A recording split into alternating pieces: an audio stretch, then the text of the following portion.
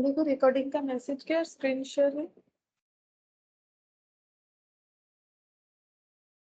Yes ma'am. अच्छा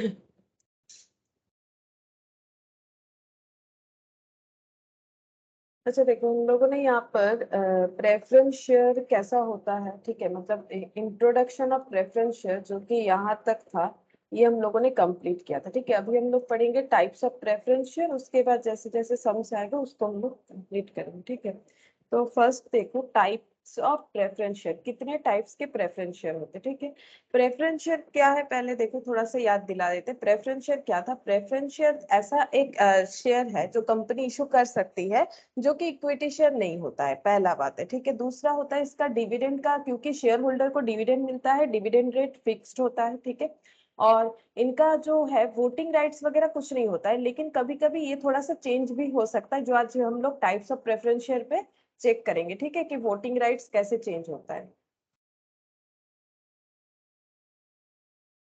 good evening Nandini.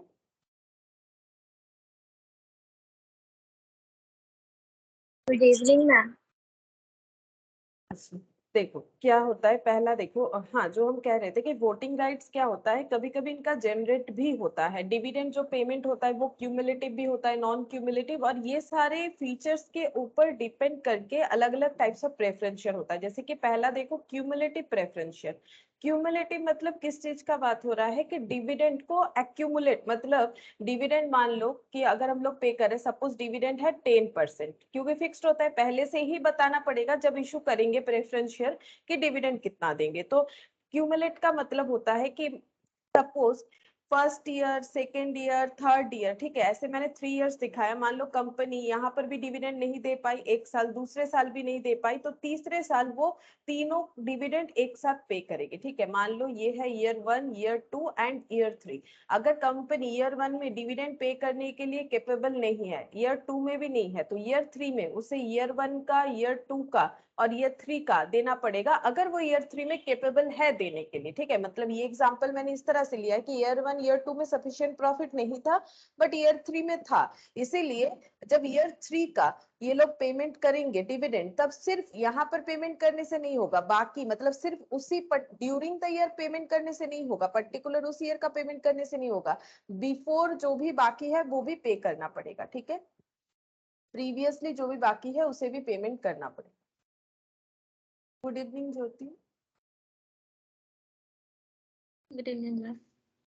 तो ये देखो, इसको बोलते हैं क्यूमुलेट होना। हो गया ना, क्यूमुलेट एक्यूमुलेट यानी प्लस प्लस होते क्या, ये देखो एक cumulative preference share is one that carries the right to a fixed amount of dividend. देखो जैसे मैंने फिक्स्ड अमाउंट दिखाया 10% करके जितना होगा, ठीक है, फिक्स्ड अमाउंट ऑफ डिविडेंड और dividend at a fixed rate. मतलब कभी कभी ना दोनों चीज हो सकता है, हो सकता है ये देखो जैसे हम बता रहे 10%, ये हो गया फिक्स्ड रेट, लेकिन कभी ऐसा भी हो सकता है कि 10,000 करके देंगे, ये बात हुआ है, that is fixed amount of dividend. ठीक है, तो जहां पर हम लोग क्या करते हैं, एक फिक्स्ड अमाउंट या फिर फिक्स्ड रेट ऑफ डिविडेंड देने का बात होता है। इस तरह के प्रेफरेंस शेयर को क्यूमुलेटिव प्रेफरेंस शेयर बोलते हैं। Such a dividend is payable even out of future profit if current years profit are insufficient for the purpose. देखो जो ये हुआ कि करेंट ईयर 1 में इतना प्रॉफिट नहीं था, ईयर 2 में इतना प्रॉफिट नहीं था, तो ईयर 3 में हम लोगों ने क्या किया, ईयर 3 यानी जो फ्यूचर में हमें लगा कि ईयर 3 में उतना प्रॉफिट हो जाएगा कि हम लोग तीनों एक साथ दे पाएंगे, दैट इज यहाँ पर वही बोल रखा है कि हम लोग फ्यूचर के प्रॉफिट से पूरा का पूरा जो भी प्रीवियसली ड्यू है डिविडेंड सारा पे कर सकते हैं, अगर वो क्यूमुलेटिव प्रेफरेंस शेयर है। This means that dividend on this shares accumulates unless it is paid in full. ये एक्यूमुलेट हो सकता है ईयर 1, ईयर 2, ईयर 3 करके, अगर वो पहले नहीं पे किया गया है। अगर पे कर सकते थे तो एक्यूमुलेट क्यों करेंगे, कंपनी 2 बार क्यों देगा? अगर ईयर 1 का कंपनी ने दे दिया था, वो केपेबल था, तो फिर वो क्यों देगा, नहीं देगा। वही चीज बोल रहा है कि एक्यूमुलेट कर सकते हैं अगर ये पहले हम लोगों ने नहीं दिया हो, and therefore the shares are called cumulative preference share. इस तरह का जो भी फीचर्स होता है उसको हम लोग बोलते हैं cumulative preference share. The arrears of dividend are then shown in the balance sheet. जैसे देखो ईयर 1 में जो बैलेंस शीट बना होगा वहां पर डिविडेंड तो बाकी रह गया होगा, ठीक है, हम लोग उसे क्या दिखाते हैं as a contingent liability. Contingent liability जो है ना वो बैलेंस शीट के अंदर नहीं शो होता, वैसे ये टी शेप में होगा नहीं कंपनी के केस में, फिर भी बैलेंस शीट में जो लाइबिलिटी है ये कंटिंजेंट लाइबिलिटी बन जाएगा। क्यों कंटिंजेंट लाइबिलिटी? कंटिंजेंट लाइबिलिटी का मतलब होता है जो फ्यूचर इवेंट के ऊपर डिपेंड करेगा। जो तुम लोग लॉ में जब पढ़ोगे कॉन्ट्रैक्ट ना, वहां पर कंटिंजेंट कॉन्ट्रैक्ट भी पढ़ोगे। कंटिंजेंट लाइबिलिटी ये इसीलिए है क्योंकि देखो हमें तो नहीं पता ना ईयर 3 में हमारे पास इतना प्रॉफिट हुआ कि हम लोगों ने सारा पे कर दिया, वो तो फ्यूचर इवेंट, जैसे ईयर 1 में नहीं पे कर पाए, अब ईयर 2 में ही कर पाएंगे कि नहीं कर पाएंगे, जब तक ईयर 2 कंप्लीट नहीं होगा हम लोग इसे स्पेसिफिकली नहीं डिक्लेयर कर पाएंगे। तो ईयर 2 भी नहीं हुआ, ईयर 3 में भी होगा कि नहीं होगा वो तो डिपेंड करेगा ईयर 3 में कितना प्रॉफिट कमा पाएंगे। That is a contingent condition, future के ऊपर डिपेंड कर रहा है कि ये जो लाइबिलिटी है डिविडेंड का ये हमारे लिए क्या है, हम लोग पे कर पाएंगे कि नहीं कर पाएंगे। ठीक है, क्योंकि हम लोग बाद में भी चाहे पे कर सकते हैं तो इसको हम लोग अलग से दिखाएंगे। और कंटिंजेंट लाइबिलिटी को बैलेंस शीट में फुट नोट में दिखाया जाता है। ठीक है, फुट नोट में दिखाया जाता है, बैलेंस शीट के अंदर नहीं दिखाया जाता है। ठीक है, इसे हम लोग कंटिंजेंट लाइबिलिटी की तरह शो करेंगे। इन India a preference share is considered cumulative unless otherwise stated. बोल रहा है कि इंडिया में हर एक प्रेफरेंस शेयर अगर उसके बारे में स्पेसिफिकली नहीं कुछ बोला गया है तो उसे माना जाता है कि वो क्यूमुलेटिव है। ठीक है, in case the dividend remains in arrear for a period of not less than 2 years, holders of such shares will be entitled to take part and vote on every resolutions on every matter in the general body meeting of the share holder. बोल रहा है कि यहाँ पर देखो कि अगर किसी रीजन से डिविडेंड अगर एरियर रह जाता है for a period of not less than 2 years, मतलब 2 साल से कम नहीं, मतलब अगर 2 years या उससे ज्यादा किसी का डिविडेंड ड्यू हो जाता है, ठीक है, तो वो सारे प्रेफरेंस शेयर होल्डर जो है ना उनके पास एक राइट्स आ जाएगा। किस चीज का? वो वोटिंग में पार्टिसिपेट कर सकते हैं। क्योंकि वैसे तो हमें पता है कि प्रेफरेंस शेयर का वोटिंग राइट्स नहीं होता है, क्योंकि वो लोग ना सिर्फ प्रॉफिट डिमांड करते हैं, उन्हें कंपनी का ग्रोथ से लॉस से ये सबसे कोई लेना देना नहीं होता है। ठीक है, इसीलिए उनको वोटिंग राइट्स नहीं दिया जाता है। लेकिन अगर कोई इतना मतलब पेशेंस रख रहा है कि मुझे यहाँ का डिविडेंड यहाँ मिला, तो इस रेस्पेक्ट में क्या किया जाता है, अगर क्यूमुलेटिव है 2 साल से ज्यादा हो गया हम लोग पे नहीं कर पा रहे हैं तो उनको वोटिंग राइट्स देना पड़ेगा। ठीक है, क्योंकि वो वेट कर रहे हैं ना, वो and vote on every resolution on every matter, हर एक मैटर में वोटिंग राइट्स आ जाएगा। ठीक है, हाँ, कोई भी मीटिंग हो उसमें, ठीक है, शेयर होल्डर्स का कोई भी मीटिंग हो उसमें उनका वोटिंग राइट्स आ जाएगा। नॉर्मली नहीं होता है, लेकिन अगर जैसे ये वाला मैंने जो एग्जांपल दिया यहाँ पर जो भी प्रेफरेंस शेयर होल्डर है इनका वोटिंग राइट्स आ जाएगा, क्योंकि मैंने इनका डिविडेंड 3 years के लिए ड्यू करके दिखाया। ठीक है, तो अगर 2 या उससे ज्यादा ड्यू हो जाता है 2 years और मोर, तो क्या हो जाएगा, इनका वोटिंग राइट्स जनरेट हो जाएगा। ये हो गया क्यूमुलेटिव प्रेफरेंस शेयर। ठीक है, अच्छा, अब देखो नॉन क्यूमुलेटिव मतलब क्या होगा। नॉन क्यूमुलेटिव का पहले हम जनरल बता देते हैं। अगर किसी ईयर, मान लो ईयर 1 में डिविडेंड हम लोगों ने नहीं दिया, ठीक है, ईयर 2 में डिविडेंड हम लोग दे रहे हैं, तो ईयर 2 में नॉर्मली क्यूमुलेट होगा तो ईयर 1 और ईयर 2 का मिला के देना चाहिए, बट यहाँ पर ऐसा नहीं होगा। अगर ईयर 1 का डिविडेंड नहीं पे कर पाए फॉर इनसफिशिएंट प्रॉफिट तो ईयर 2 में सिर्फ ईयर 2 का ही देना पड़ेगा, ये डिविडेंड भूल जाओ। ठीक है, ये होता है non cumulative preference share. A non-cumulative preference share carries with it the right to fixed amount of dividend। ठीक है, इनको फिक्स्ड अमाउंट ऑफ डिविडेंड मिलता है। In case no dividend is declared in year, अगर किसी साल डिविडेंड डिक्लेयर नहीं किया है कंपनी ने ड्यू टू एनी रीजन, कोई भी रीजन हो, नॉर्मली प्रॉफिट का प्रॉब्लम हो सकता है, the right to receive such dividend for that year expires. मतलब एक राइट टू रिसीव होता है ना कि मेरा हक है, मुझे ये डिविडेंड मिलेगा। ठीक है, दैट राइट टू रिसीव बोलते हैं इसे। तो राइट टू रिसीव जो है वो एक्सपायर कर जाएगा, क्योंकि वो हर साल जनरेट होता है। मतलब ईयर 1 का ईयर 1 ही राइट टू रिसीव जनरेट होगा, ईयर 1 एक्सपायर हो गया, राइट टू रिसीव भी एक्सपायर हो जाएगा। ठीक है, it implies that holder of such a share is not entitled to arrear of dividend in future. और फ्यूचर में इनको वो डिविडेंड मिलेगा भी नहीं, जो मैंने पहले ही यहाँ पर बता दिया। तो इनका फीचर्स क्या क्या हुआ, इनको फिक्स्ड अमाउंट में डिविडेंड मिलता है। ठीक है, फिक्स्ड अमाउंट में डिविडेंड मिलता है। किसी एक साल एनी रीजन अगर कंपनी ने डिविडेंड डिक्लेयर नहीं किया तो वो डिविडेंड भूल जाओ, वो फ्यूचर में आगे नहीं मिलेगा। ठीक है, वो बेकार हो गया, वो लैप्स हो गया। ठीक है, तो जिस साल दे पाएगा उसी साल मिलेगा। पार्टिसिपेटिंग प्रेफरेंस शेयर क्या होता है? देखो, पार्टिसिपेटिंग प्रेफरेंस शेयर का मतलब notwithstanding the right to fix dividend, मतलब सिर्फ फिक्स डिविडेंड मिलेगा ऐसा बात नहीं है, ठीक है। इसके साथ साथ, फिक्स डिविडेंड मिलने के साथ साथ, the category of preference share confirms on the holder the right to participate in surplus profit. Preference shareholder को क्या मिलेगा? प्रेफरेंस शेयर होल्डर को सरप्लस प्रॉफिट में भी पार्टिसिपेट करने का मौका मिलेगा इफ एनी, अगर कोई सरप्लस प्रॉफिट होता है। अभी बताते हैं सरप्लस प्रॉफिट क्या होगा। After the equity shareholder have been paid dividend at a stipulated rate, ठीक है। तो पहले इतना समझाते हैं। देखो, notwithstanding the right to a fix dividend, fix dividend तो इनको मिलेगा ही, ठीक है। अगर कोई पार्टिसिपेटिंग प्रेफरेंस शेयर कंपनी ने इशू कर रखा है तो उनका क्या फीचर्स है? इनका ये फीचर्स है कि इस तरह के प्रेफरेंस शेयर होल्डर को क्या मिलेगा? सरप्लस प्रॉफिट में पार्टिसिपेट करने का मौका मिलेगा। अगर कंपनी का कोई सरप्लस प्रॉफिट रह जाता है इक्विटी शेयर होल्डर को उनका डिविडेंड देने के बाद। एक्चुअली कंपनी जब अपना डिविडेंड देती है तो वो कुछ इस तरह से होता है। पहले होता है EBIT। EBIT का मतलब होता है earning before interest and tax, ठीक है। EBIT का मतलब होता है earning before interest and tax.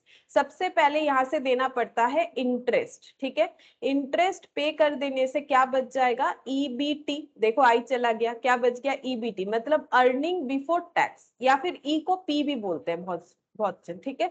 Profit before interest and tax या फिर earning before interest and tax. EBT मतलब अर्निंग बिफोर टैक्स, मतलब इंटरेस्ट दे दिया। अब यहां से अगर टैक्स पे कर देंगे तो क्या बचेगा? बचेगा पैट, या फिर EAT, या फिर PAT, जो बोलो, ठीक है। प्रॉफिट आफ्टर टैक्स या फिर earning after tax. After tax क्या अर्निंग बच रहा है? यहां से पहले प्रेफरेंस डिविडेंड जाएगा, ठीक है। प्रेफ डिविडेंड दिया जाता है, प्रेफरेंस शेयर होल्डर को डिविडेंड दिया जाएगा जो बोला गया। उसके बाद जो बचेगा, ठीक है, उसमें से दिया जाएगा इक्विटी का डिविडेंड, ठीक है। इक्विटी का डिविडेंड जो भी स्टिपुलेटेड रेट है, देखो यहाँ पर क्या था, जो रेट में बोला गया है उतना डिविडेंड देने के बाद अगर कुछ बचेगा, ठीक है, अगर इसके बाद भी कुछ बच जाता है इक्विटी शेयर होल्डर को पेमेंट करने के बाद, इसको हम लोग बोलते हैं सरप्लस प्रॉफिट। पहले सरप्लस प्रॉफिट का मतलब समझ लो। कंपनी का जो डिविडेंड पेमेंट का पैटर्न है वो कुछ इस तरह से, कंपनी देखेगी उसने अर्निंग कितना किया है, ठीक है, इंटरेस्ट और टैक्स देने के पहले, इंटरेस्ट यानी लोन वगैरह का, ठीक है, या फिर डिवेंचर इशू किया है कंपनी ने तो वो, ठीक है, मतलब एनी काइंड ऑफ लोन, ठीक है। लोन का इंटरेस्ट देने मतलब सारा खर्चा दिखा दिया। अर्निंग मतलब मेरा, कंपनी बोल रही है मेरा इतना अर्निंग हुआ है, लेकिन इसमें से अभी मेरा 4 एक्सपेंसेस बाकी है। क्या? मैंने इंटरेस्ट का खर्चा डिडक्ट नहीं किया, मैंने टैक्स का खर्चा डिडक्ट नहीं किया, और दोनों तरह का डिविडेंड डिडक्ट नहीं किया। अब हम उसको देखेंगे। तो यहाँ पर सबसे पहले कंपनी इंटरेस्ट दे देगी, क्योंकि इंटरेस्ट देने के बाद ही टैक्स दिया जाता है, नहीं तो ज्यादा देना पड़ेगा टैक्स, है ना। इंटरेस्ट दे देगी, देने के बाद जो प्रॉफिट बचेगा उस पर टैक्स देगी, टैक्स देने के बाद जो बचेगा अब वो डिस्ट्रीब्यूट होगा, ठीक है। पहले प्रेफरेंस का जो है वो राइट्स रहता है, तो प्रेफरेंस को मिल गया डिविडेंड, आफ्टर दैट इक्विटी को डिविडेंड मिल गया। उसके बाद भी अगर कोई प्रॉफिट बचता है दैट इज सरप्लस प्रॉफिट, तो इस पे जो है राइट्स हो जाएगा प्रेफरेंस होल्डर का, ठीक है, प्रेफरेंस होल्डर का। ये देखो यहाँ पर, अब पढ़ के देखो समझ में आ जाएगा। This category of preference share confers on the holder the right to participate in the surplus profit if any after the equity shareholder have been paid dividend at a stipulated rate. Similarly, in the event of winding up of the company, अगर company बंद हो रहा है और company के पास ये participating preference share है तो क्या होगा? देखो, this type of share carries the right to receive a predetermined proportion of surplus as well once the equity shareholder have been paid up. मतलब जब कंपनी वाइंडिंग अप होगा तब भी इसी सीक्वेंस में होता है, पहले प्रेफ वाले को मिलता है फिर इक्विटी वाले को मिलता है। तो यहाँ पर बोला है अगर कंपनी ने पार्टिसिपेटिंग प्रेफरेंस शेयर इशू कर रखा है और कंपनी बंद हो रही है, ऑन दैट मोमेंट कंपनी को क्या होगा? कंपनी को पहले क्या करना पड़ेगा? जब बंद हो जाएगी तब उसे क्या करना पड़ेगा? यहाँ पर इक्विटी शेयर होल्डर को जो भी पे करना है वहां तक पे हो जाएगा। इक्विटी शेयर होल्डर को पे करने के बाद इनको क्या देना पड़ेगा? This type of shares carries the right, इनके पास एक राइट है, किस चीज का? Right to receive a predetermined proportion of surplus. जो बचेगा इक्विटी शेयर होल्डर को पे करने के बाद, कंपनी वाइंडिंग अप हो रहा है, इक्विटी शेयर होल्डर तक हम लोगों ने एक बार पे कर दिया, मतलब लगभग सभी को पे कर दिया है। उसके बाद अगर कंपनी के पास कुछ कुछ बच जाता है तो प्री डिटरमाइंड रेट मतलब पहले से ही जब कंपनी ने ये शेयर इशू किया था तब लिखवाया होगा इन मतलब रिटर्न डॉक्यूमेंट होगा कुछ ना कुछ कि हम लोग पार्टिसिपेटिंग प्रेफरेंस शेयर इशू कर रहे हैं। इस वजह से अगर कंपनी कभी बंद होती है और सरप्लस प्रॉफिट जनरेट होता है इक्विटी शेयर होल्डर को देने के बाद तो जो प्रेफरेंस शेयर होल्डर है उनको 10% 2% जो भी हो प्री डिटरमाइंड प्रोपोर्शन में उन्हें सरप्लस का इतना हिस्सा मिलेगा। ठीक है, वो ऑब्वियसली जो है रिटर्न होना चाहिए, लेकिन ये है इसका फीचर्स। ठीक है, पार्टिसिपेटिंग प्रेफरेंस शेयर इस तरह का होता है। अच्छा, नेक्स्ट देखो non participating preference share. Non participating preference share क्या है? A shares on which only a fixed rate of dividend is paid every year without any accompanying additional rights in profits and in the surplus on winding up is called non participating preference share। मतलब just इसका opposite. ठीक है, मतलब इनको सिर्फ fixed rate of dividend ही मिलेगा, इनको कोई भी एडिशनल राइट्स ना तो प्रॉफिट में मिलेगा, ठीक है, यानी मतलब सरप्लस अगर कुछ रह जाता है उस पर मिलेगा ना, तो कंपनी अगर वाइंडिंग अप हो रहा है तो कोई प्री डिटरमाइंड रेट पे प्रॉफिट में कोई हिस्सा मिलेगा, ऐसा कुछ नहीं होगा। Unless otherwise specified the preference shares are generally non participating. जब तक कुछ स्पेसिफिकली ना बोले तो जनरली हम लोग मानेंगे कि एक प्रेफरेंस शेयर्स कंपनी का नॉन पार्टिसिपेटिंग ही होगा। तो जनरली प्रेफरेंस शेयर क्या क्या हो सकता है? एक तो होगा क्यूमुलेटिव, ठीक है, यहाँ पर बोल दिया है, यहाँ पर बोला था, ठीक है, कि प्रेफरेंस शेयर्स आर कंसीडर्ड, नहीं जनरली नॉन क्यूमुलेटिव होता है, यहाँ पर बोला था it implies that holder of such shares not entitled, यहाँ पर तो बोला था this means that dividend it paid full the arrears of the dividend are shown in the balance sheet in India a preference share is considered cumulative. हाँ, ये देखो preference share को India में ट्रीटमेंट क्या, अगर कुछ स्पेसिफिकली ना बोले तो इंडिया में ट्रीटमेंट ये है कि प्रेफरेंस शेयर को हम लोग हमेशा क्यूमुलेटिव मानेंगे और नॉन पार्टिसिपेटिंग मानेंगे। ठीक है, नॉन पार्टिसिपेटिंग मानेंगे। ये नीचे लिखा हुआ है लाइन जीस्ट करके, फिर भी मैंने बता दिया कि अगर कुछ नहीं बताया जाएगा तो क्यूमुलेटिव है प्रेफरेंस शेयर ये मान के चलो और नॉन पार्टिसिपेटिंग है। ठीक है, अच्छा, रिडीमेबल प्रेफरेंस शेयर, रिडेम्पशन का मतलब है कि पे ऑफ कर देना। ठीक है, पे ऑफ कर देना, तो रिडेम्पशन का मतलब है पे ऑफ कर देना, मतलब उनका कैपिटल रिटर्न कर देना, क्योंकि प्रेफरेंस शेयर जब इशू करते हैं तो लोगों से पैसा लेती है कंपनी और उसके बदले डिविडेंड देती है, लेकिन कभी ना कभी उनका कैपिटल भी तो रिटर्न करना पड़ेगा। वही देखो, these are the shares that a company may issue on the condition that the company will repay after the fixed period or even earlier at company's discretion। मतलब अगर company redeemable preference share issue कर रही है तो उनको एक time period बताना पड़ेगा, ठीक है, कि 5 इयर्स 10 इयर्स के अंदर हम लोग ये प्रेफरेंस शेयर को रिडीम कर देंगे। रिडीम करने का मतलब है, मान लो कोई एक प्रेफरेंस शेयर होल्डर है, ठीक है, कंपनी ने बोला मेरे एक प्रेफरेंस शेयर लोगे तो 100 रुपए देना पड़ेगा, किसी ने 10 प्रेफरेंस शेयर लिया यानी उसने कंपनी को 1000 रुपीज दिया। अब कंपनी इस पे डिविडेंड डिक्लेयर करती है फॉर एग्जाम्पल 2%, ठीक है, अगर 2% डिविडेंड डिक्लेयर करेगी तो 20 रुपीज करके होगा, ये तो हर साल मिलेगा, लेकिन ये 1000 जो लिया है कंपनी ने ये तो कंपनी को रिटर्न करना पड़ेगा। ठीक है, अब इसका भी अलग अलग तरीका होता है कि 1000 के बदले 1000 ही रिटर्न कर दिया, उससे डिस्काउंट में भी होता है, प्रीमियम में भी होता है, नॉर्मली प्रीमियम में होता है। ठीक है, तो ये 1000 भी तो रिटर्न करना पड़ेगा, तो ये कैसे रीपे होगा? ठीक है, तो ये एक फिक्स्ड पीरियड जो डिक्लेयर किया जाता है उसके बाद ही होता है, या फिर अर्लियर भी होता है अगर कंपनी डिसोल्यूशन में जा रही है, डिस्क्रिएशन मतलब अगर बंद हो जा रही है। ठीक है, the repayment on these shares is called redemption and is governed by section 55 of the Companies Act 2013। ठीक है, इसी को हम लोग रिडेम्पशन बोलते हैं और ये सेक्शन 55 कंपनीज एक्ट 2013 के मतलब सेक्शन में डिटेल्स इसका बोला गया है, रिडीमेबल ऑफ प्रेफरेंस शेयर। तो रिडीमेबल का मतलब ये कि एक फिक्स्ड पीरियड होगा जिसके बाद कंपनी को रीपे करना पड़ेगा कैपिटल को। नॉन रिडीमेबल प्रेफरेंस शेयर क्या होता है? जबकि ये अलाउड नहीं है इशू करना, फिर भी इसके बारे में पढ़ के देखो क्या बोल रहा है। The preference shares which do not carry with them the arrangement regarding redemption, मतलब कब रिडेम्पशन होगा इसका कोई भी मतलब डिटेल्स नहीं है, are called non redeemable preference share, मतलब 5 साल बाद 10 साल बाद कुछ नहीं बोला गया है। According to section 55 no company limited by share, अगर कोई कंपनी लिमिटेड बाय शेयर्स है, लिमिटेड बाय शेयर्स का मतलब ये हम लोग एकदम जो फर्स्ट वाला लेक्चर था उसमें किए थे। लिमिटेड बाय शेयर्स का मतलब होता है कि कंपनी के प्रति मतलब टुवर्ड्स कंपनी शेयर होल्डर का लाइबिलिटी कितना जनरेट होता है? जस्ट इशू प्राइस का जितना अमाउंट होगा उतना ही, ठीक है। लिमिटेड बाय शेयर्स का मतलब यही होता है, मान लो किसी का एक शेयर है होल्डिंग 10 रुपए का और कंपनी ने यहाँ से 8 रुपीज कॉल कर रखा है, तो कंपनी उससे वाइंडिंग अप में 2 रुपीज ही कॉल कर सकती है, ठीक है। Limited by share shall issue irredeemable preference shares. No company limited by share, मतलब अगर कोई company limited by shares category में है तो वो इररिडीमेबल प्रेफरेंस शेयर इशू नहीं कर सकती है, ठीक है।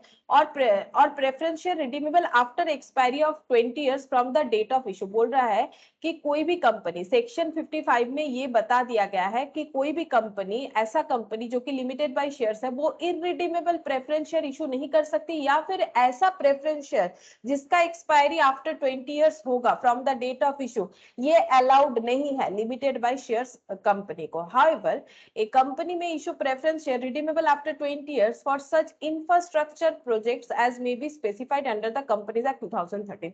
लेकिन हाँ, एक एक्सेप्शन है, कंपनीज एक्ट 2013 के अंडर कुछ स्पेसिफिक इंफ्रास्ट्रक्चर प्रोजेक्ट के लिए बोला गया है, वो कंपनियां कर सकती है प्रेफरेंस शेयर इशू। वो मतलब उनका टाइम पीरियड हो सकता है आफ्टर 20 इयर्स हो सकता है, मतलब 20 इयर्स के लिए इशू कर सकती है, लेकिन कुछ स्पेसिफिक इंफ्रास्ट्रक्चरल प्रोजेक्ट के लिए ही इसे माना गया है, ठीक है। नॉर्मली इररिडीमेबल प्रेफरेंस शेयर हम लोग नहीं इशू कर सकते, और जो कंपनी लिमिटेड बाय शेयर है वो तो कर ही नहीं सकती है। हाँ, लेकिन एक एक्सेप्शन है कि अगर 20 इयर्स पीरियड के लिए हम लोग प्रेफरेंस शेयर इशू करना चाहते हैं तो वो कौन सा कंपनी हो सकता है, infrastructure project as may be specified, जो कि स्पेसिफिकली जिनका नाम कंपनीज एक्ट 2013 में बता दिया गया। ये हो गया non redeemable. Convertible preference share क्या होता है, मतलब मान लो कोई प्रेफरेंस शेयर होल्ड करके रखा है, उसको हम लोग बाद में इक्विटी शेयर बना देंगे, ठीक है। इसको बोलते हैं कन्वर्ट हो जाना, convertible preference share. This shares give the rights to the holder to get them converted into equity share at their option according to the terms and condition of their issue. मतलब जब issue हुआ था तभी terms condition बता दिया गया था कि 2 इयर्स बाद कि 3 इयर्स बाद ये प्रेफरेंस शेयर को हम लोग इक्विटी शेयर में ट्रांसफर कर देंगे, ठीक है। और ऐसा टर्म्स रहता है कि जैसे मान लो कि एक प्रेफरेंस शेयर अगर कोई होल्ड कर रहा है, उसे 2 इक्विटी शेयर मिल जाएगा, मतलब कितना सारा इक्विटी शेयर मिलेगा आगे जाके, ठीक है। इस तरह का टर्म्स कंडीशन इशू टाइम पे ही बता दिया जाता है, ठीक है।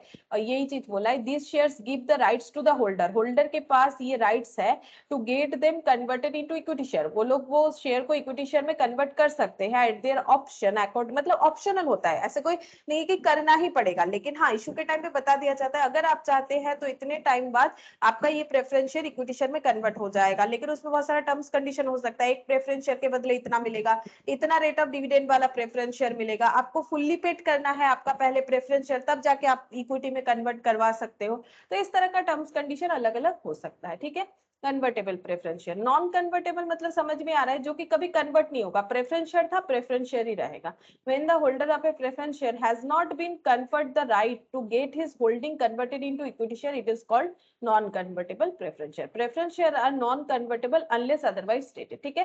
तो और एक पॉइंट हमें मिल गया, अगर हमें कुछ ना बोला जाए तो हम लोग मानेंगे always preference share non convertible है। तो 3 पॉइंट मिल गया कि अगर हमें कुछ ना स्पेसिफिकली बोले तो प्रेफरेंस शेयर हो जाएगा हमेशा नॉन क्यूमुलेटिव, ये देखो यहाँ पर बता दिया, नॉन क्यूमुलेटिव, नॉन पार्टिसिपेटिंग और नॉन कन्वर्टेबल और रिडीमेबल, ठीक है। सभी नॉन है, देखो क्यूमुलेट नहीं होगा, देखो क्यूमुलेट होने पे कंपनी का ना लॉस है, कंपनी को जब भी प्रॉफिट अर्न होगा सारा का सारा जो है डिविडेंड देना पड़ेगा जो बिफोर ड्यू था। पार्टिसिपेटिंग होगा तो कंपनी को लॉस है क्योंकि उनके पास वोटिंग राइट्स वगैरह आ जाएगा, ठीक है। और वो क्या कर सकते हैं, पार्टिसिपेटिंग में सरप्लस प्रॉफिट पे उनका राइट्स आ जाता है। नॉन कन्वर्टेबल मतलब प्रेफरेंस है प्रेफरेंस ही रहेगा, ठीक है, इसका कोई कन्वर्जन नहीं हो सकता है। रिडीमेबल मतलब एक टाइम पीरियड के बाद ये कैपिटल हमें रिडीम कर देना है, ठीक है। तो unless mention otherwise preference share को हमेशा माना जाएगा non cumulative, non participating, non convertible और रिडीमेबल, ठीक है। तो ये याद रह जाएगा क्योंकि देखो सारा ही कंपनी के बेनिफिट के तरफ से देखा गया है। प्रेफरेंस शेयर हम लोग का कंप्लीट हुआ। नाउ इक्विटी शेयर देखो, इक्विटी शेयर क्या होता है, equity share are those shares which are not preference share, जो प्रेफरेंस शेयर नहीं है। It means that they do not enjoy any preferential rights in the matter of payment of dividend और repayment of capital. अभी मैंने दिखाया कि किस sequence में होता है, ईबीआईटी वहां से इंटरेस्ट चला जाता है, ईबीटी वहां से टैक्स चला जाता है, फिर प्रेफरेंस, फिर उसके बाद इक्विटी को पेमेंट होता है, ठीक है। तो पहला बात है कि इक्विटी शेयर जो है वो प्रेफरेंस शेयर नहीं है। सेकंड जो है यहाँ पर बोला है कि इनके पास कोई प्रेफरेंशियल राइट्स भी नहीं होता है क्योंकि ये घर के लोग हैं, ऐसा माना जाता है, ठीक है। तो घर के लोगों को थोड़ी ना प्रायोरिटी मिलता है, जो गेस्ट होते हैं उनको प्रायोरिटी मिलता है ना। Matter of payment of dividend और रीपेमेंट ऑफ कैपिटल, ना तो उनको डिविडेंड पेमेंट पे कोई प्रेफरेंशियल राइट्स मिलता है, ना तो रीपेमेंट ऑफ कैपिटल पे मिलता है। The rate of dividend on equity is recommended by board of director, मतलब इनका कोई predetermined rate, fixed amount of dividend नहीं होता है, ये हर साल बोर्ड ऑफ डायरेक्टर जो है वो डिक्लेयर करते हैं, ठीक है, रेकमेंड करते हैं कि कितना इस बार हम लोग डिविडेंड डिक्लेयर करेंगे, and may very from year two year, इस वजह से ईयर टू ईयर वेरी होगा।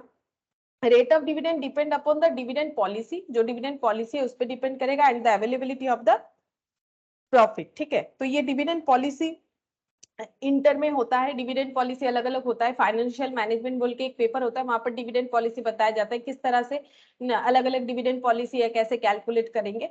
तो जो भी हो, तो ये डिविडेंड पॉलिसी से डिसाइड किया जाता है कि इस बार इक्विटी शेयर होल्डर को कितना डिविडेंड देंगे और कितना प्रॉफिट है, जितना प्रॉफिट होगा उसी हिसाब से ना पे कर पाएंगे।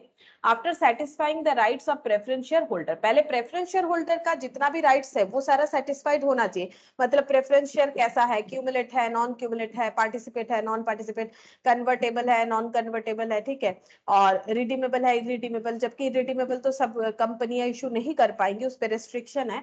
जो भी हो, तो ये जितना भी प्रेफरेंस शेयर होल्डर का राइट्स है वो सारे रीपे होने के बाद जो बोर्ड ऑफ डायरेक्टर है वो हर साल डिसाइड करते हैं कि इक्विटी शेयर होल्डर को कितना डिविडेंड मिलना चाहिए according to the availability of the profit and dividend policy.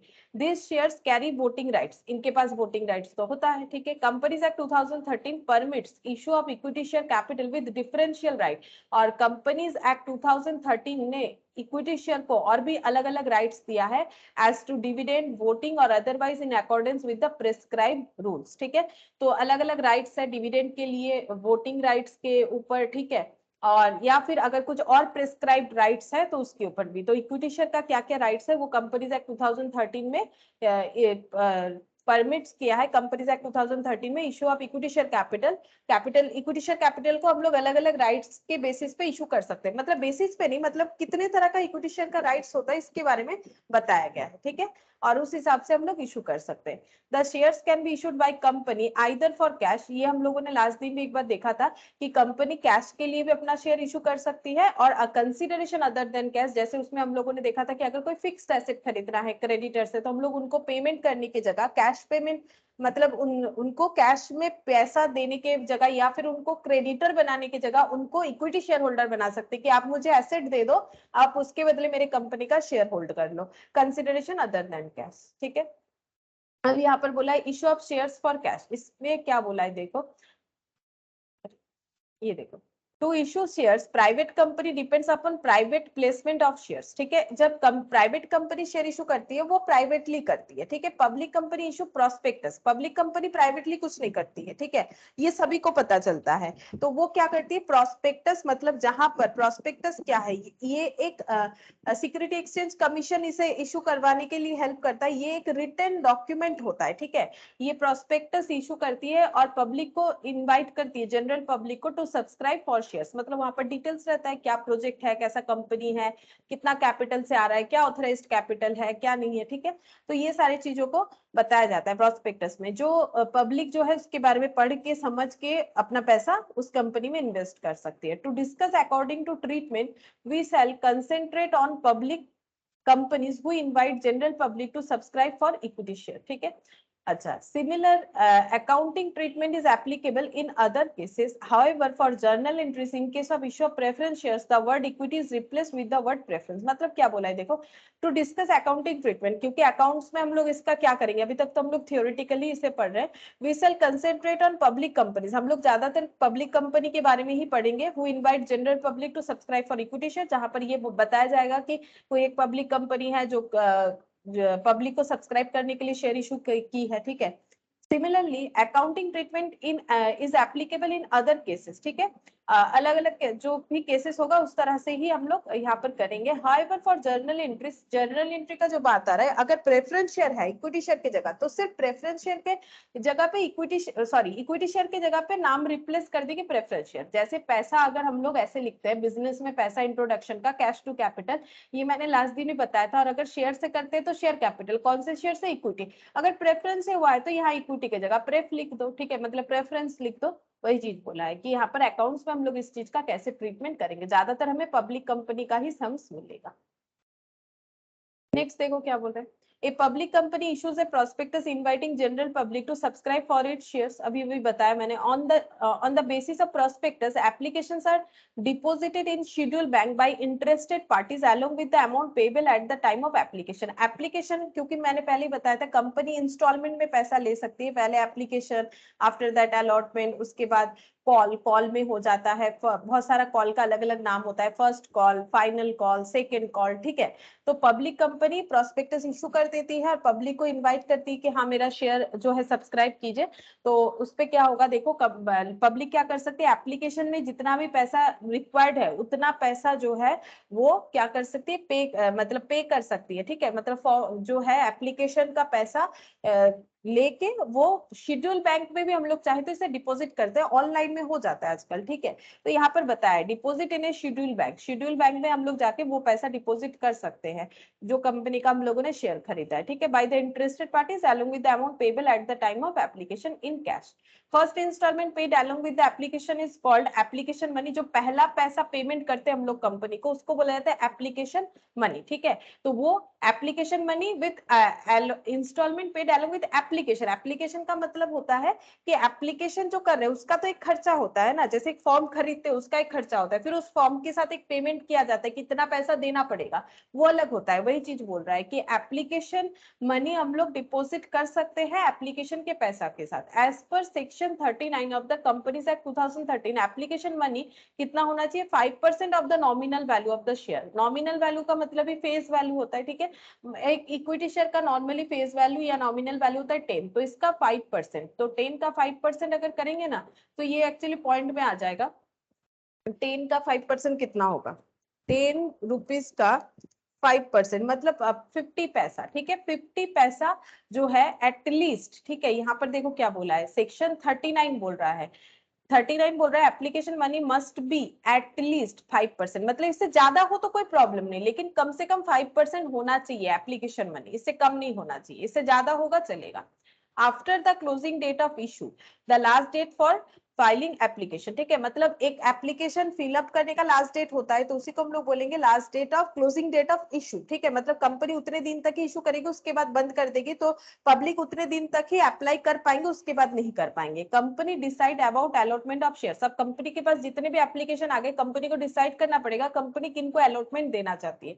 In consultation with SEBI and stock exchange concern, तो ये कौन डिसाइड करेगा, ये जो कंपनी इशू की है वो company, SEBI, stock exchange concern, ये सभी मिलकर डिसाइड करेंगे किनको अलॉटमेंट देना है किनको नहीं देना है। जिसका एक मेथड भी मैंने लास्ट क्लास बताया था, बुक बिल्डिंग मेथड, जहां पर एक बैंड डिसाइड किया जाता है, प्राइस बैंड, एक फ्लोर होता है, एक सीलिंग होता है, ठीक है। मतलब लो रेंज, मैक्सिमम एंड मिनिमम होता है, और सबसे ज्यादा बिडिंग जहां पर आता है उसी को उसी प्राइस पे लिस्ट कर दिया जाता है शेयर को, ठीक है।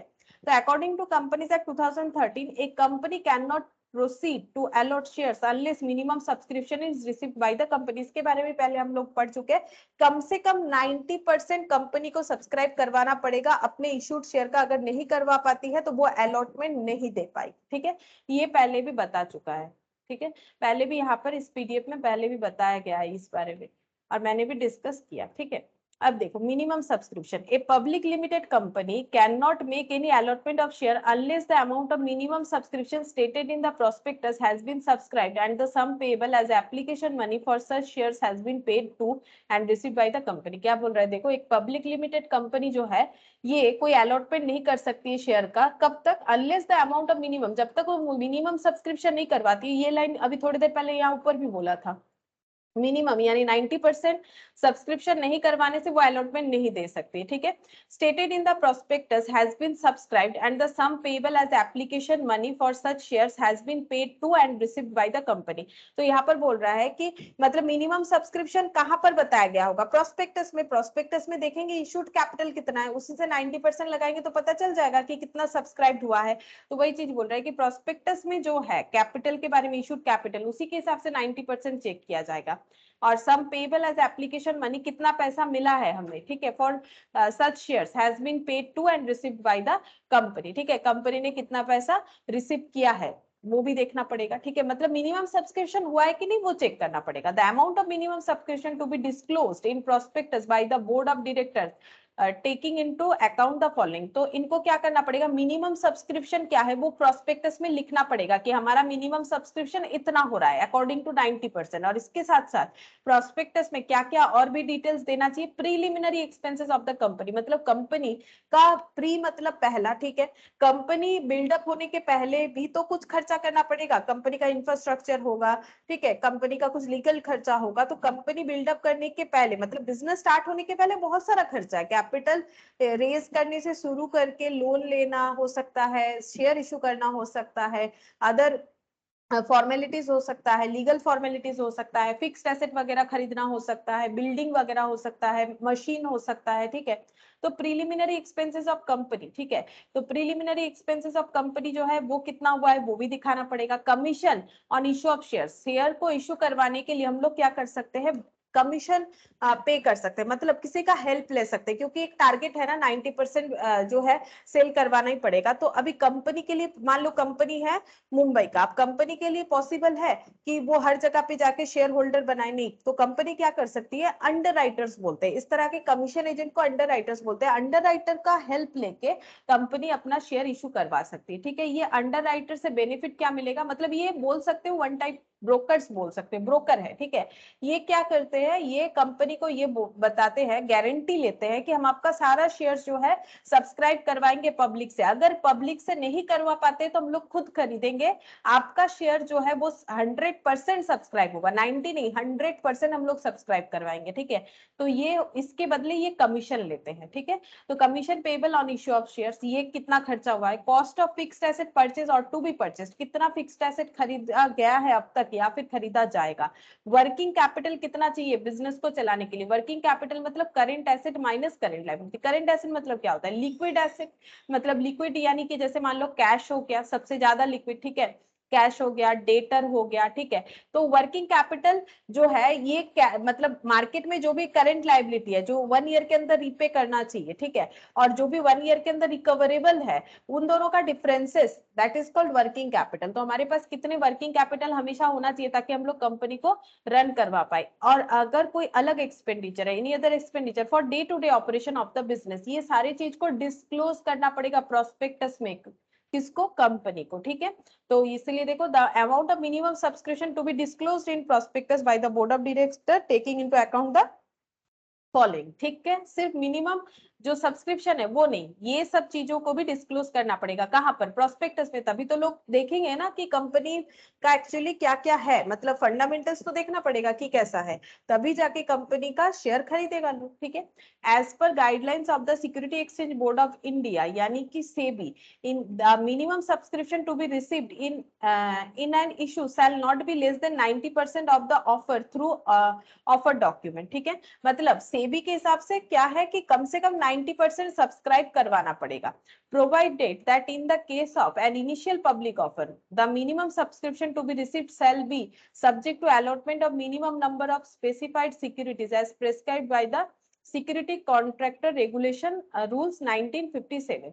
लेकिन बोला है कि जो आईपीओ होता है, इनिशियल पब्लिक ऑफर होता है, ठीक है, उस केस में मिनिमम सब्सक्रिप्शन कितना रिसीव होना चाहिए वो और कितना अलॉटमेंट होना चाहिए, कितने शेयर्स को अलॉटमेंट दिया जाएगा, ठीक है, वो सारा चीज कहां पर बताया गया है, सिक्योरिटीज कॉन्ट्रैक्ट रेगुलेशन रूल 1957, यहाँ पर इस बारे में डिटेल्स में बताया गया है। If the company does not receive the minimum subscription of 90% of the issue, all application money receipt shall be refunded to the applicants forthwith but not later than। तो बोल रहा है कि अगर नहीं करवा पाती है 90% सब्सक्राइब तो उन्हें रिटर्न करना पड़ेगा, पैसा रिफंड करना पड़ेगा, लेकिन कब, कितने दिन के अंदर, उसका एक रूल्स है, मतलब आज बोलेगा तो आज ही थोड़ी ना कंपनी पैसा रिटर्न कर सकता है, ऐसा नहीं होता है, एक टाइम देना पड़ता है, ठीक है, हर चीज के लिए एक टाइम होता है, तो कितने दिन के अंदर रिटर्न होगा, बट नॉट लेटर देन, कितने दिन के अंदर होगा, देखो बोल रहा है 15 days of the closure of the issue, मतलब कंपनी मान लो आज इशू करना स्टार्ट करी थी, ठीक है, आज है मान लो यहाँ पर, या फिर मान लो कंपनी ने 1 अगस्त में इशू करना स्टार्ट किया था और इशू जो है वो आज कंप्लीट हुआ, फॉर एग्जांपल 16 अगस्त, वैसे 7 डेज ऐसा कुछ होता है, 7 to 10 डेज होता है नॉर्मली, ठीक है,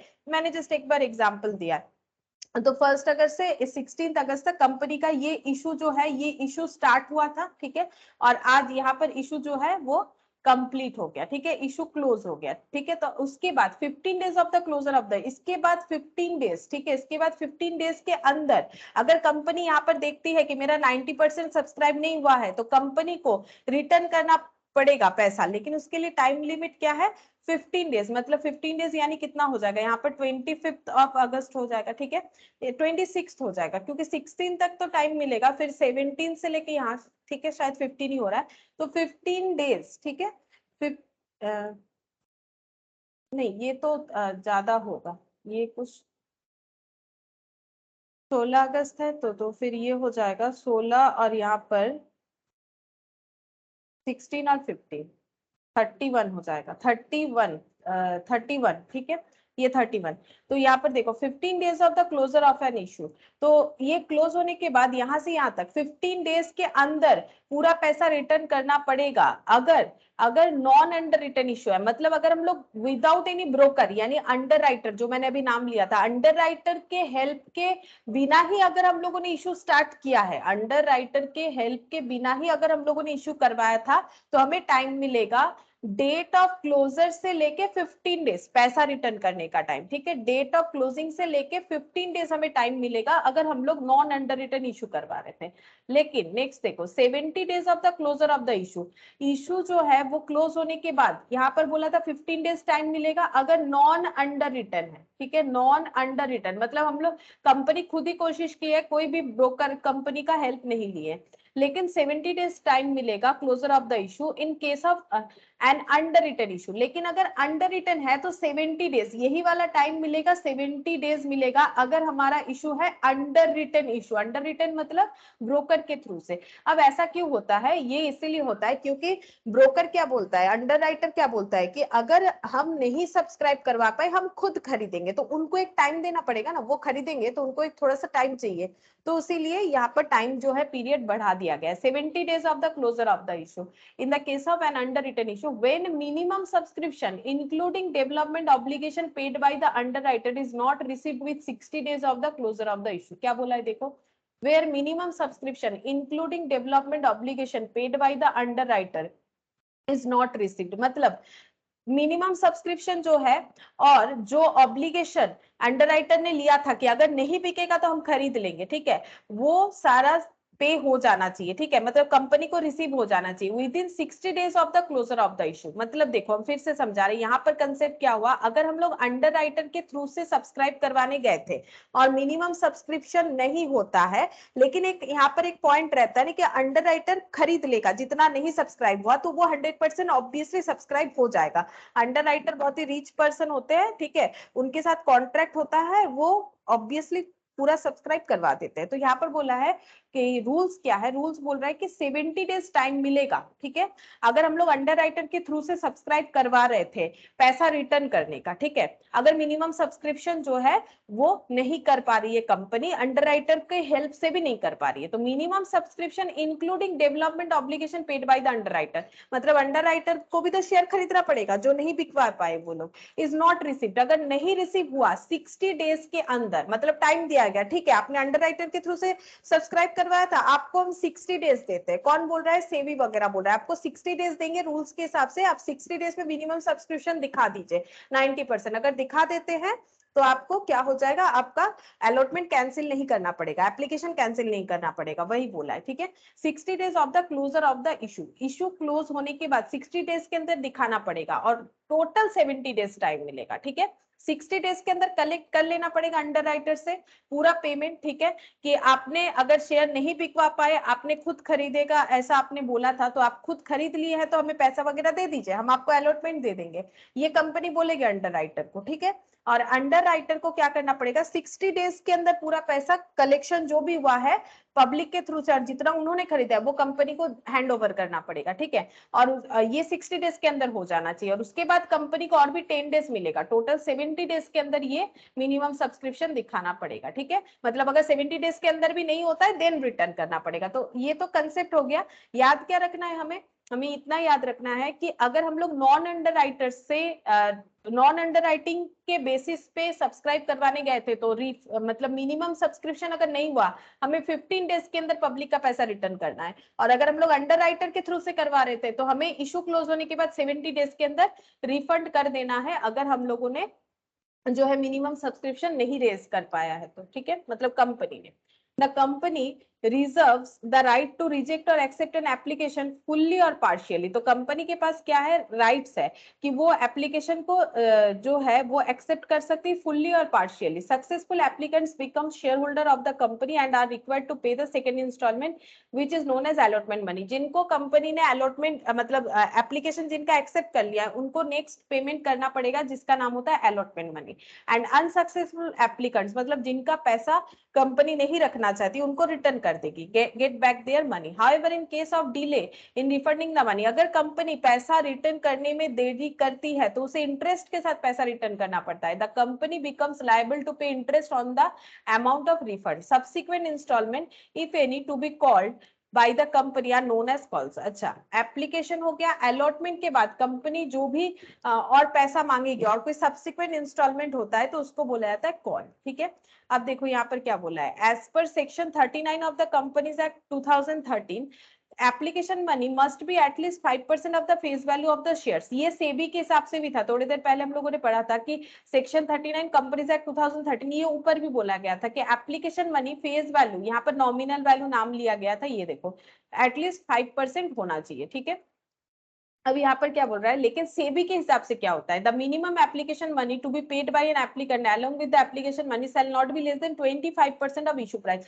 तो दो अलग अलग पॉइंट है। ठीक है, एक है कंपनीज एक्ट 2013 के हिसाब से जो एप्लीकेशन का पैसा है वो कितना होना चाहिए, वो होना चाहिए एटलीस्ट 5% ऑफ फेस वैल्यू। ठीक है, और यहाँ पर जो है ये वाला जो बोला है कि सेबी के हिसाब से एप्लीकेशन मनी कितना होना चाहिए, shall not be less than 25% of the issue price. ये लेकिन इशू प्राइस है, इशू प्राइस से 25% से कम नहीं होना चाहिए, मतलब हम लोग बोल सकते हैं एटलीस्ट 25%। तो सेबी के हिसाब से इशू प्राइस पे नॉट लेस देन 25% और कंपनीज एक्ट 2013 के हिसाब से फेस वैल्यू पे 5%। According to section 24 of the companies act 2013 matters related to issue and transfer of securities will be administrated by the SEBI and not by the company law board। तो क्या बोल रहा है, section 24 companies act में क्या बोला गया है, matters related to issue and transfer of securities, अगर कोई भी इशू रिलेटेड मैटर है, कोई भी transfer of shares related matter है, वो कौन एडमिनिस्ट्रेट करेगा, SEBI and not by the Company Law Board. ठीक है, तो किसका क्या राइट्स है वो भी यहाँ पर बता दिया है। ठीक है, अच्छा नेक्स्ट देखो, जो फर्स्ट इंस्टॉलमेंट होता है यहाँ पर जो है नाम हमें बता दिया है, the issue price of the shares generally received by the company in the instalment and this instalment are known as under. तो क्या बोला जाता है, फर्स्ट इंस्टॉलमेंट को एप्लीकेशन मनी, सेकंड इंस्टॉलमेंट को अलॉटमेंट, थर्ड को फर्स्ट कॉल, फोर्थ वाला second call बोल सकते हैं और एंड सो ऑन। इसके बाद सेकंड कॉल, थर्ड कॉल ऐसे भी हो सकता है, लास्ट को हम लोग फाइनल कॉल बोलेंगे। नॉर्मली ऐसा नाम होता है, बाकी क्वेश्चन में जैसा देगा इंस्टॉलमेंट का नाम हमें वैसे ही देखना है। अब देखो यहाँ पर जर्नल एंट्री क्या क्या दिया है, upon the issue of share capital by company the under mention entries are made in the financial books. क्या क्या बोला है, रिसिप्ट ऑफ एप्लीकेशन मनी, सबसे पहले एप्लीकेशन का पैसा मिलेगा। ठीक है, क्योंकि कंपनी प्रोस्पेक्टस इशू करेगी, लोग उस प्रोस्पेक्टस को पढ़ेंगे। ठीक है, उसके बाद क्या करेंगे, यहाँ पर पैसा जो है वो कंपनी में लगाने का सोचेंगे, मतलब शेयर खरीदने का सोचेंगे। तो यहाँ पर क्या हो जाएगा, पेमेंट पहले ही मिलेगा। ठीक है, जब तक पैसा नहीं भरेंगे तब तक वो जो मतलब उन्होंने जो एप्लीकेशन डाला है उसका कोई मतलब नहीं बनता है। ठीक है, तो bank account debit to share application, तो शेयर का एप्लीकेशन का पैसा मिल गया। ठीक है, अब ये पैसे को कहाँ ट्रांसफर करना पड़ेगा कंपनी को, ये देखो ये पैसे को कंपनी ने ट्रांसफर कर देगा। ये देखो share application account debit to share capital, यहाँ पर एक कंबाइन एंट्री दिया है, हम अलग बताते हैं। देखो share application account debit to share capital, जो पैसा मिला उसे हम लोग कैपिटल में ट्रांसफर कर देंगे। देखो तो एप्लीकेशन कैंसिल, बचा क्या, बैंक टू शेयर कैपिटल, मतलब अगर शेयर भी हटा दो तो कैश टू कैपिटल जो नॉर्मल एंट्री होता है, लेकिन हम लोग यहाँ पर पैसा जो है इजीली घर से नहीं ला रहे। ठीक है, हम लोग पब्लिक से ले रहे हैं तो जिस प्रोसेस से ले रहे हैं उसी प्रोसेस से एंट्री होगा, ठीक है। इसके बाद हम लोग क्या करेंगे, पब्लिक को बोलेंगे आपका अलॉटमेंट का टाइम इतने दिन तक है, आपके इतने दिन के अंदर अलॉटमेंट का पेमेंट कर देना है। तब हम लोग अलॉटमेंट को क्या करेंगे, ड्यू करेंगे। ड्यू,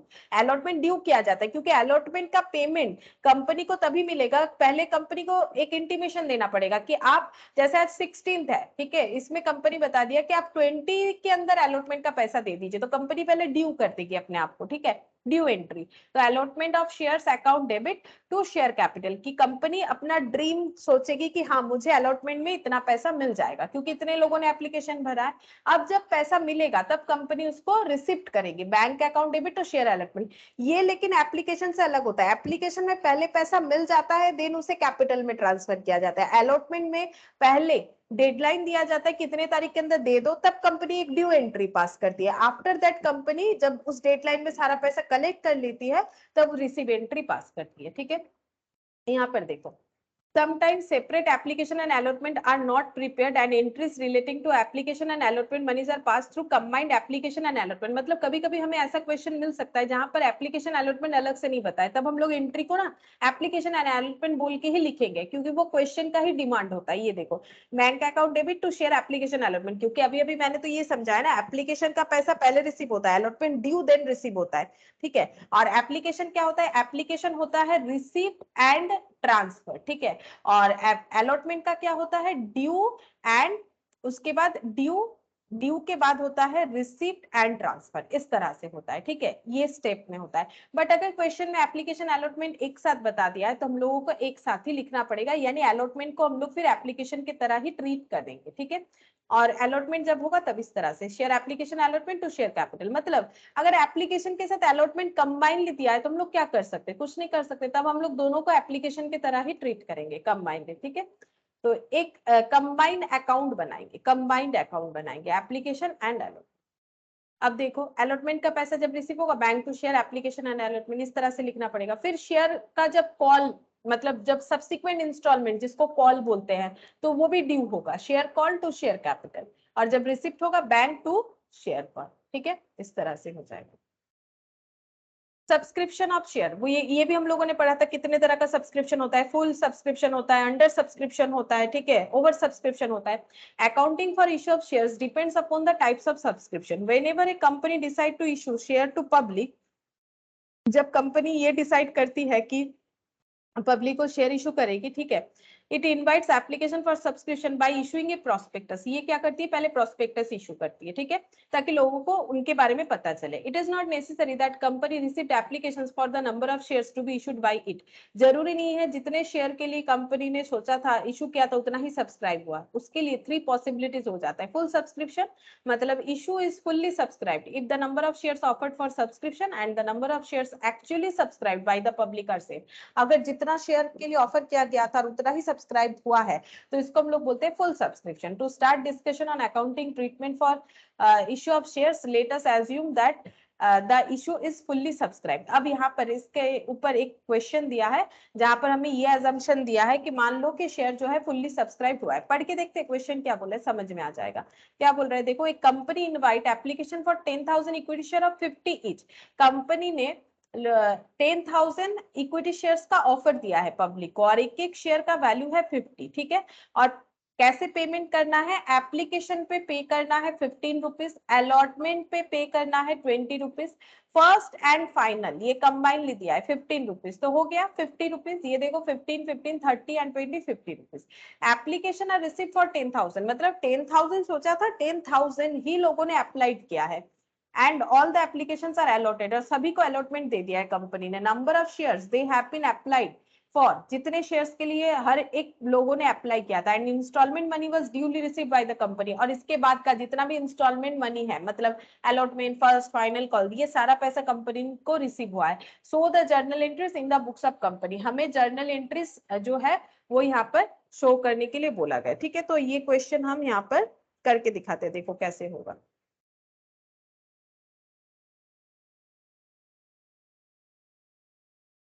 क्वेश्चन नंबर 2, तो देखो स्ट्रक्चर कैसे होगा, पहले हमें लिखना पड़ेगा in the books of journal entry करना है, तो in the books of, company का नाम क्या है?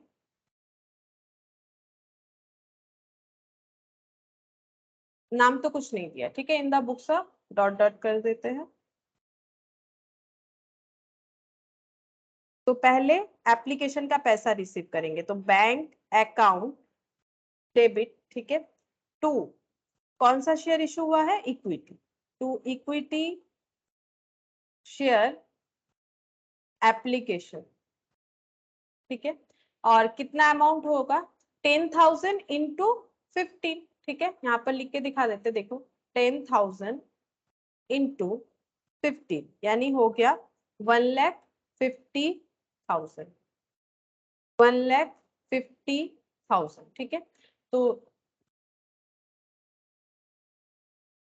यहाँ पर डेबिट कर देते हैं, यहाँ क्रेडिट कर देते हैं। Be application money receive, being application money receive, पहले ये एंट्री हो जाएगा, फर्स्ट एंट्री, ठीक है। अब ये पैसा जो है इसे ट्रांसफर करना पड़ेगा कैपिटल में, तो सेकेंड एंट्री हो जाता है इक्विटी शेयर एप्लीकेशन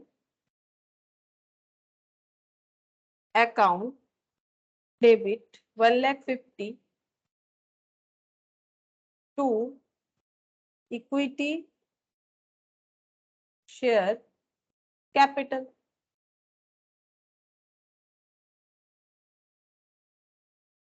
बीइंग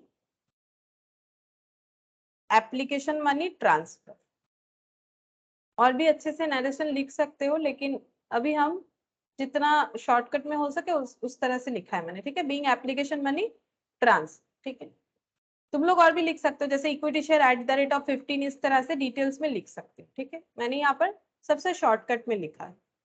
अच्छा, ये हो गया एप्लीकेशन का। अब उसके बाद बोला है कि कंपनी को सारा पैसा जो है एज इट इज मिल गया, जैसे मिलना चाहिए था। एप्लीकेशन के बाद अलॉटमेंट, अलॉटमेंट है 20 करके, पहले ड्यू करना पड़ेगा, ठीक है। तो equity share allotment account debit, allotment account debit to equity share capital.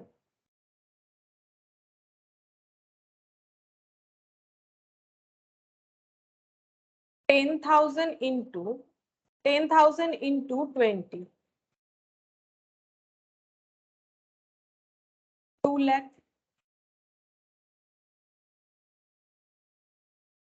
being allotment money due, ये लिखेंगे कि अलॉटमेंट का पैसा ड्यू हो गया। अब क्योंकि हमें बता दिया है पैसा रिसीव हुआ है, तो हम लोग रिसीव का एंट्री कर देंगे। डेट होता तो हम लोग डेट वाइज करते, डेट तो कुछ दिया नहीं है। Bank account debit to equity share allotment,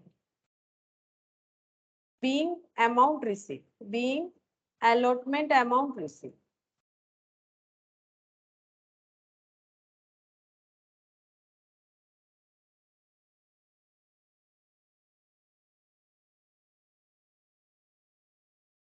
2 lakh। देखो एक चीज यहाँ पर देखो, हर जगह पे ना तुम लोगों का एक ही एंट्री आना चाहिए, bank account debit bank to capital, ठीक है। चेक करके देखो, अगर हम लोग यहाँ पर एक बार देखते हैं, ये देखो bank to equity share application, यहाँ पर भी इक्विटी शेयर एप्लीकेशन, ठीक है। तो इक्विटी शेयर एप्लीकेशन डेबिट और इक्विटी शेयर एप्लीकेशन क्रेडिट अगर कैंसिल हो जाता है तो क्या बचता है पता है? Bank to equity share capital. Similarly देखो, equity share allotment debit, equity share allotment credit, बचा क्या? Bank to equity share capital. अगर इक्विटी को एक बार हटाते, शेयर को भी हटाते, तो bank to capital. Basically capital का पैसा हम लोग क्या कर रहे हैं? रेस करने का कोशिश कर रहे हैं, और जो है वो स्टेप वाइज कर रहे हैं, और हर एक स्टेप का अलग अलग नाम है, इसीलिए हम लोग इस तरह से एंट्री कर रहे हैं, ठीक है। तो ये हो गया हम लोग का इक्विटी शेयर अलॉटमेंट तक। अब नेक्स्ट हम लोग अलॉटमेंट के बाद कॉल का पैसा था, ठीक है। अलॉटमेंट के बाद हो गया एप्लीकेशन मनी रिसीव, यहाँ पर first and final call 15 rupees. तो पहले ड्यू करेंगे, first and final call account debit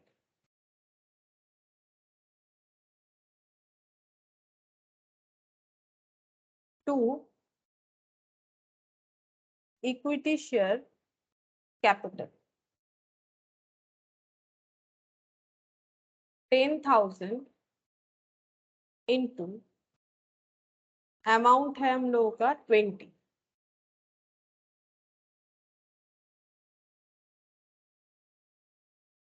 नहीं, फर्स्ट कॉल का 20 नहीं है, 15 है।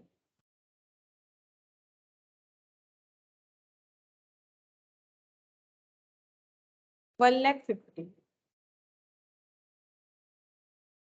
being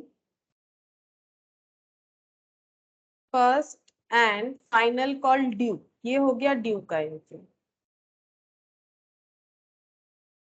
और उसके बाद पैसा रिसीव हो जाता है, ठीक है। Bank account debit to equity share first and final call.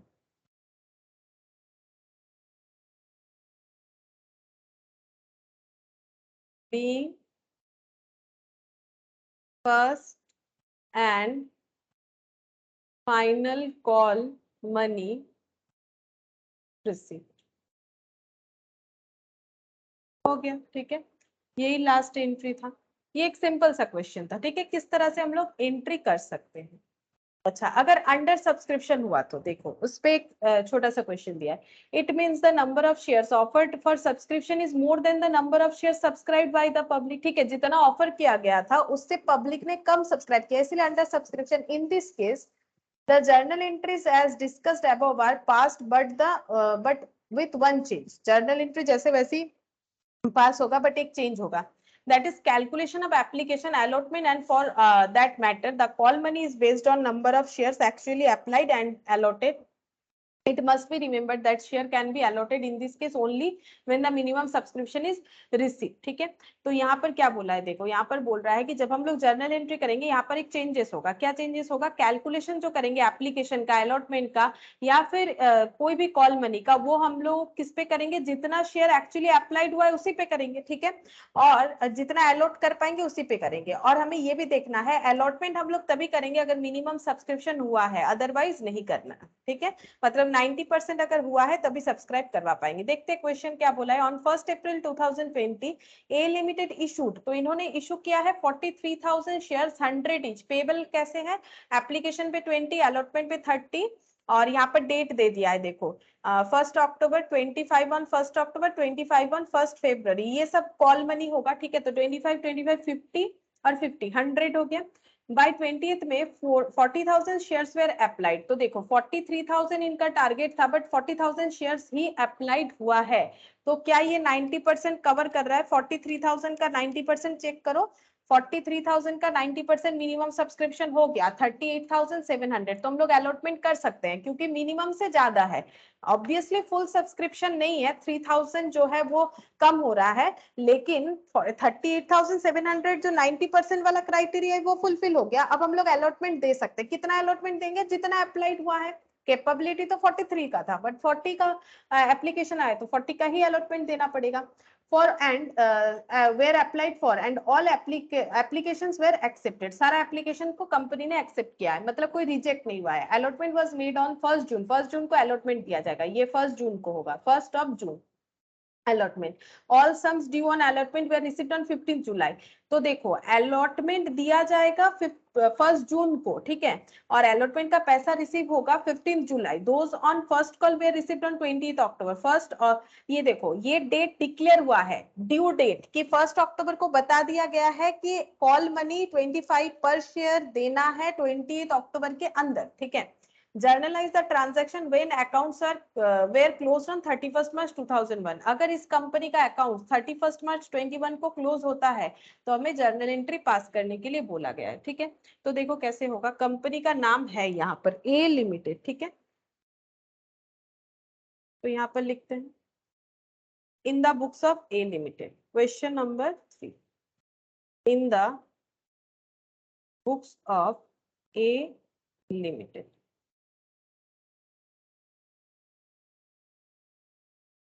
First entry देखो यहाँ पर डेट दे देते क्योंकि क्वेश्चन में डेट है। तो पहले एप्लीकेशन कब हुआ है देखो 20th में 40,000 शेयर्स अप्लाइड हुआ है, तो 2020 यहाँ पर लिखते हैं मई। ठीक है, तो एप्लीकेशन का पैसा रिसीव होगा तो bank account debit to equity share application, क्योंकि इक्विटी शेयर ही है ये वाला।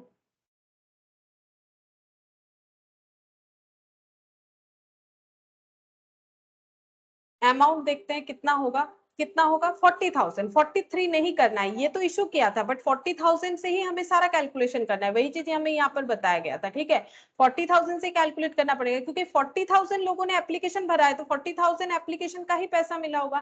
40,000 into 20,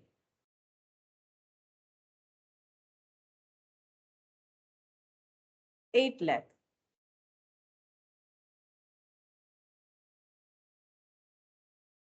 being application money on 40,000 shares at the rate of ₹20 per share received। ठीक है, पैसा इतना रिसीव हुआ है। नेक्स्ट एंट्री क्या हो जाएगा, इस पैसे को हमें ट्रांसफर करना होता है कैपिटल में, तो नेक्स्ट एंट्री कब ट्रांसफर होगा, देखो डेट क्या दिया है यहाँ पर। इसके बाद 1 जून में अलॉटमेंट कर रहे हैं, मतलब हम लोग इस ये पूरे पैसे को कैपिटल में ट्रांसफर करने का मतलब ये कि हम लोग अलॉटमेंट देंगे, तो अलॉटमेंट 1 जून को किया जाएगा और अलॉटमेंट का पैसा 15 जुलाई मिलेगा। ठीक है, तो अगर 1 जून को अलॉटमेंट किया जाएगा तो 1 जून को ही क्या होता है, ये कैपिटल में ट्रांसफर होता है। ठीक है, क्योंकि डिसाइड हो गया कि सभी को 40,000 के 40,000 शेयर्स को ही अलॉटमेंट मिलेगा, तो यहाँ पर अभी हम लोग ट्रांसफर करेंगे एप्लीकेशन का पैसा कैपिटल में, तो इक्विटी शेयर एप्लीकेशन। अच्छा, किसी को शॉर्टकट में नहीं लिखना है, जिन लोगों को लिख के करना है वो लोग बिल्कुल शॉर्टकट में नहीं लिखोगे, पूरा ही लिखना पड़ेगा तुम लोग को शॉर्टकट के लिए, लेकिन मार्क्स कट हो जाएगा। Equity share application account debit to share equity share application, to equity share application, amount वही है 8 लाख। नरेशन लिखना पड़ेगा, being amount transfer to capital account on 40,000 shares at the rate of 20 application।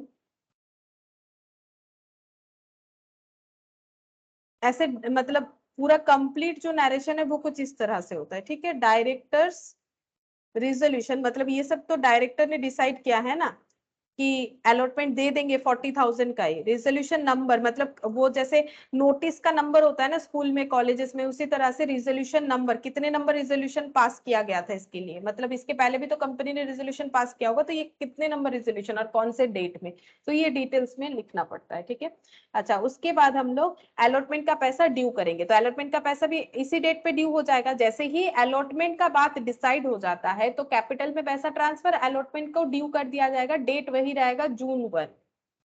और जब पैसा receive होगा 15 जून, जून या जुलाई कुछ है, 15 जुलाई, हाँ उस दिन हम लोग पेमेंट रिसीव करने का एंट्री करेंगे, तो जून 1 को हम लोग फिर से एंट्री करेंगे, equity share allotment account debit, equity share allotment account debit to equity share capital।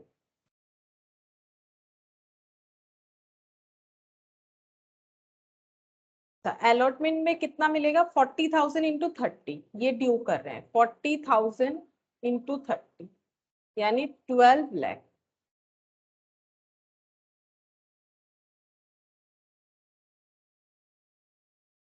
being share allotment due at the rate ₹30 per share, directors resolution number date, dated मतलब जिस डेट पे इस मीटिंग में resolution pass करवा के allotment किया गया, उसके बाद जुलाई 15 में अलॉटमेंट का पैसा रिसीव हो चुका है, तो bank account debit to equity share allotment.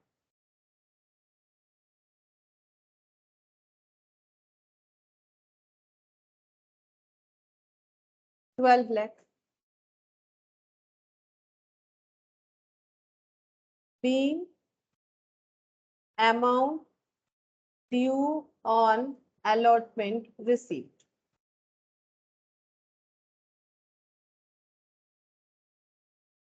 तो डेट देखो, डेट समझ लो कि किस तरह से होगा, ठीक है।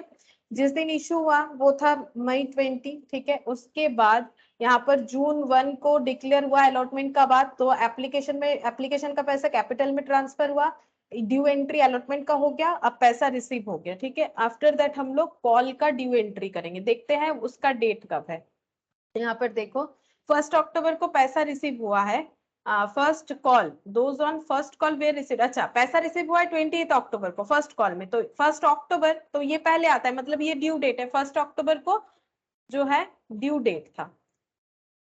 तो 1 अक्टूबर, अक्टूबर 1 यहाँ पर हम लोग ड्यू एंट्री करेंगे। Equity share first call account debit, equity share first call account debit to equity share capital. तो 40,000 तो है ही, 40,000 इंटू 25 हो जाएगा, मतलब 10 लाख।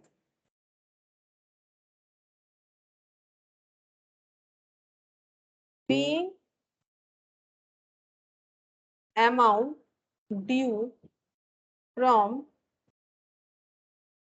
members, मतलब अब ये तो मेंबर्स हो जा रहे हैं ना, अलॉटमेंट हो गया इनका, members in respect of first call on 40,000 shares at the rate of ₹25 per share as per directors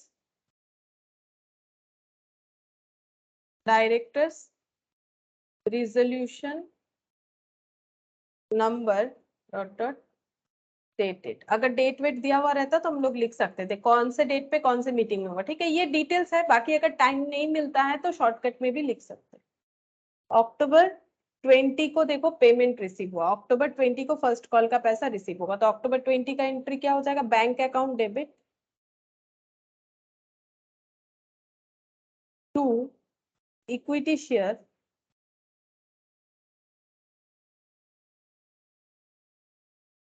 first call being first call received।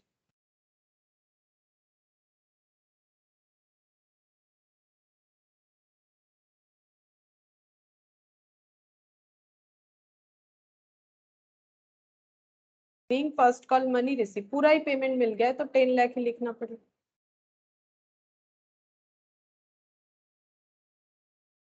अब नेक्स्ट है फाइनल कॉल। फाइनल कॉल का पैसा रिसीव हुआ है यहाँ पर, first call were received on 28 अक्टूबर। अब 1 Feb को देखो बोला है कि फाइनल कॉल का यहाँ पर कब रिसीव हुआ है वो नहीं बोला है, अकाउंट क्लोज हो रहा है 31 मार्च को और उसके पहले सारा पैसा रिसीव हो गया ये बता दिया है। तो ये जो है यहाँ पर देखो ये कौन सा था, ये ड्यू डेट था, तो ये भी ड्यू डेट है, तो पहले ड्यू डेट में एंट्री कर लेते हैं 1 फेब को, उसके बाद रिसीव डेट देखते हैं कौन सा होना चाहिए। तो पहले ड्यू डेट में एंट्री करते हैं, 2021 आ गया, ठीक है। फेब 1 ये चीज ध्यान रखना है, 2021 आ गया, नहीं तो अगर 20 में ही लिख दोगे तो गलत हो जाएगा। तो इक्विटी शेयर सेकेंड, क्या नाम है इंस्टॉलमेंट का, नाम है, कुछ बोला नहीं है तो हम लोग अपने हिसाब से नाम दे सकते हैं, सेकेंड एंड फाइनल कॉल, कुछ बोला नहीं है, नाम नहीं दिया है, तो सेकेंड एंड फाइनल कॉल या फिर सिर्फ फाइनल कॉल भी लिख सकते हो। To equity share capital, amount हो जाएगा 40,000 इंटू 25, मतलब वही 10 lakh.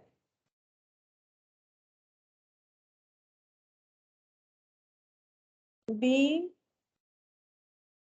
amount due on 40,000 shares at the rate of ₹25 per share on second and final call as पर डायरेक्टर्स रिजोल्यूशन नंबर डेटेड।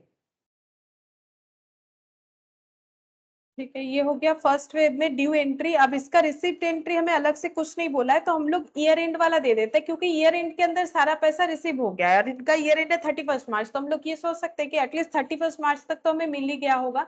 तो मार्च 31 यहाँ पर लिख देते हैं bank account debit to equity share second and final call amount 10 lakh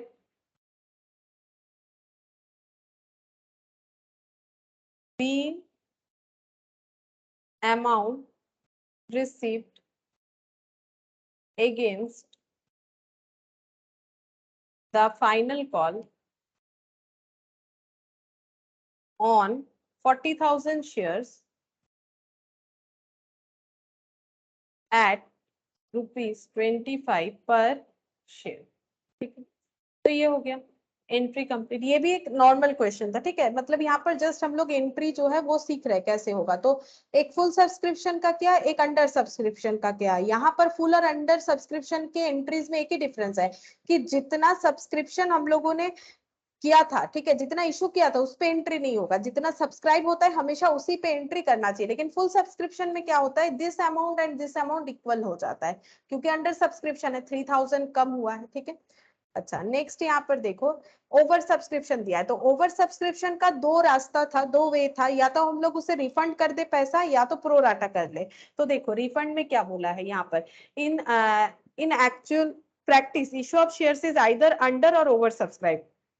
normally क्या होता है, एक्चुअली अगर रियलिटी में देखो तो ऐसा नहीं होता है कि फुल सब्सक्रिप्शन जितना सोचा था उतना ही, या तो अंडर सब्सक्रिप्शन होता है या तो ओवर सब्सक्रिप्शन होता है। If an issue is over subscribed some application may be rejected, हम लोग एप्लीकेशन रिजेक्ट कर सकते हैं, दो वे होता है। ठीक है, and application money refunded and in respect of others only a part of the shares applied for may be allotted and the excess amount receipt can be utilised towards allotment money or call money which has fallen due or will soon fall due for payment the entries are। ठीक है, जैसे मैंने बताया भी था तुम लोगों के एग्जांपल के साथ भी। ठीक है, तो या तो हम लोग जो एक्स्ट्रा पैसा है उसे रिफंड कर सकते हैं, या फिर क्या कर सकते हैं, एक्स्ट्रा पैसा को नेक्स्ट जो भी इंस्टॉलमेंट का कॉलिंग होगा, नेक्स्ट जो मतलब आएगा, चाहे वो सेकंड कॉल हो, फाइनल कॉल हो, ठीक है, फर्स्ट कॉल हो, उसके साथ वो पैसे को एडजस्ट कर सकते हैं, जिसको प्रोराटा बोला जाता है। तो उसमें एंट्री क्या होगा, अगर रिफंड करेंगे एप्लीकेशन का पैसा, जैसे रिसीव करने से bank to share application, refund करने से शेयर एप्लीकेशन टू बैंक हो जाएगा। बीइंग एप्लीकेशन मनी रिफंडेड, पैसा रिटर्न कर रहे हैं तो व्हाट कम्स इन डेबिट, क्योंकि रियल अकाउंट होता है ना, और what goes out is credit, तो टू बैंक हो गया। ठीक है, कौन सा पैसा जा रहा है, शेयर एप्लीकेशन का, और जो हम लोग अलॉट करेंगे उसके लिए क्या करेंगे, उतना पैसे को हम लोग कैपिटल में ट्रांसफर कर देंगे। Share application account debit to क्या हो जाएगा, टू यहाँ पर ये देखो अलॉटमेंट दिखा दिया है, to share calls in advance दिखाया है, टू बैंक, मतलब ये बता दे रहे क्या बोला है, जितना पैसा रिफंड हो जाएगा। ठीक है, यहाँ पर क्या हुआ है, on refund of application money to applicants to whom shares have not been allotted, जिनको शेयर अलॉट नहीं करना चाहते उनका पूरा एप्लीकेशन का पैसा रिफंड कर दिया। ठीक है, उसका एंट्री ये किस चीज का है, when only a part of shares applied for are allotted. क्या होता है कि कुछ शेयर्स को हम लोग अलॉटमेंट देंगे। ठीक है, part of shares applied for are allotted. ठीक है, उसमें क्या हो जाएगा, इसमें एंट्री इस तरह से होगा, share application account debit to bank, जितना हम लोग रिफंड कर देते हैं उस शेयर के अगेंस्ट में, to calls in advance with amount received in advance, जो पैसा रिफंड नहीं करते हैं उसे हम लोग लाइबिलिटी की तरह ट्रीट करेंगे, ऑल लाइबिलिटीज आर क्रेडिटेड, वो एडवांस हो गया हमारे लिए। To share allotment with application money accepted for allotment, मतलब उस एक्स्ट्रा पैसा को हम लोग कहाँ कहाँ एडजस्ट करना चाहते हैं, अलॉटमेंट में करना चाहते हैं दिखा दो अलॉटमेंट में, जो हम लोग कॉल्स में एडजस्ट करना चाहते हैं दिखाओ कॉल्स में, और जो एडजस्ट ये सब एडजस्ट करने के बाद भी अगर बच जाता है रिफंड करना पड़ता है तो टू बैंक। ठीक है, ये थोड़ा सा भी शायद उतना क्लियर ना समझ में आए, यहाँ पर मतलब सारे केसेस को एक साथ दिखा दिया। जो एक्स्ट्रा पैसा आया हो सकता है वो सिर्फ अलॉटमेंट में ही एडजस्ट हो रहा है, हो सकता है वो अलॉटमेंट और कॉल्स में एडजस्ट हो रहा है, हो सकता है वो सारी जगह पे एडजस्ट होने के बाद भी एक्स्ट्रा है तो रिफंड करना पड़ेगा, जैसा केस होगा। यहाँ पर तो कंबाइनली दिया है, अभी हम लोग क्वेश्चन करेंगे तो समझ जाएंगे कि किस तरह से इसे ट्रीट करना है। ठीक है, अच्छा अब यहाँ पर क्या दिया हुआ है, credited to the share capital account subsequently, ठीक है। इसके साथ साथ शेयर कैपिटल अकाउंट को क्रेडिट करना है, मतलब बाद में, ठीक है। मतलब यहाँ पर जो हम लोग एंट्री करते हैं ना कि पहले क्या होना चाहिए, पहले ऐसे होना चाहिए बैंक टू शेयर एप्लीकेशन, ठीक है। अब शेयर एप्लीकेशन का जो रिफंड हो गया, share application account debit to bank, ठीक है। और जितना कैपिटल में ट्रांसफर होगा, अब ये भी एंट्री हो सकता है, ये भी हो सकता है, मतलब रिफंड के साथ साथ एडजस्टमेंट भी कर सकते हैं हम लोग की, एडजस्ट करने के बाद भी रिफंड करना पड़ा, उसके बाद जो पैसा बचेगा वो ट्रांसफर हो जाएगा कहां पर, कैपिटल में। इसलिए यहाँ पर इसे लैंग्वेज में लिख दिया है credited to share capital account subsequently. इसके बाद हम लोग इसको शेयर कैपिटल में ट्रांसफर कर देंगे, ठीक है। तो ये क्वेश्चन करेंगे तो और भी क्लियरली समझ में आ जाएगा। अच्छा, अब देखो यहाँ पर, और ये जो है ना दिस टाइप ऑफ अलॉटमेंट, ये देखो ये जो किया है ना एडजस्ट कर दिया, इसको प्रोराटा अलॉटमेंट बोलते हैं, ठीक है, जिसको अलग से यहाँ पर बताया गया है। पहले ये वाला देख लो, इलस्ट्रेशन 4, यहाँ पर क्या बोला है, Pant limited invited application for 50,000 equity share at the rate of 50 each which are payable on application 20, application में अलॉटमेंट में 10, फर्स्ट एंड फाइनल कॉल में 20, हो गया 50 rupees. The company received application for 60,000, मतलब ओवर सब्सक्रिप्शन हो गया।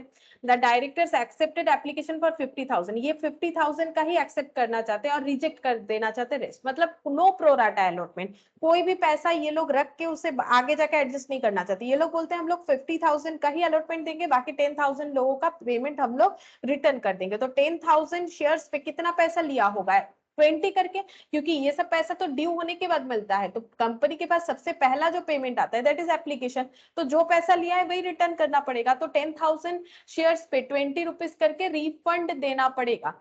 So the journal entries, if company refunded the application money to reject applicants and allotment money was received for 45,000, और allotment का पैसा जो है वो 45,000 पे रिसीव हुआ है, ये बता रहा है, ठीक है। तो देखो कैसे होगा एंट्री इलस्ट्रेशन 4 का।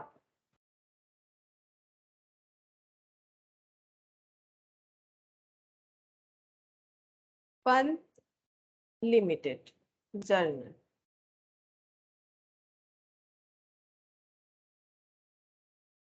बैंक, इसमें कोई डेट नहीं दिया है, ठीक है। तो bank account debit to equity share application, to equity share application. अच्छा, तो एप्लीकेशन में कितने एप्लीकेंट से पैसा मिला है टोटल, देखो 60,000, ठीक है, 60,000 से पैसा मिला है, तो जो रिसीव हुआ है उतना ही दिखाएंगे, रिफंड करेंगे तो वो ऑटोमेटिकली एडजस्ट होगा, क्योंकि 60,000 लोगों ने अप्लाई किया है, तो 60,000 शेयर्स जो है वो अप्लाइड हुए हैं, और एक एक शेयर पे 20 रुपीज करके कंपनी ने एप्लीकेशन मनी लिया होगा, मतलब 12 लाख, ठीक है।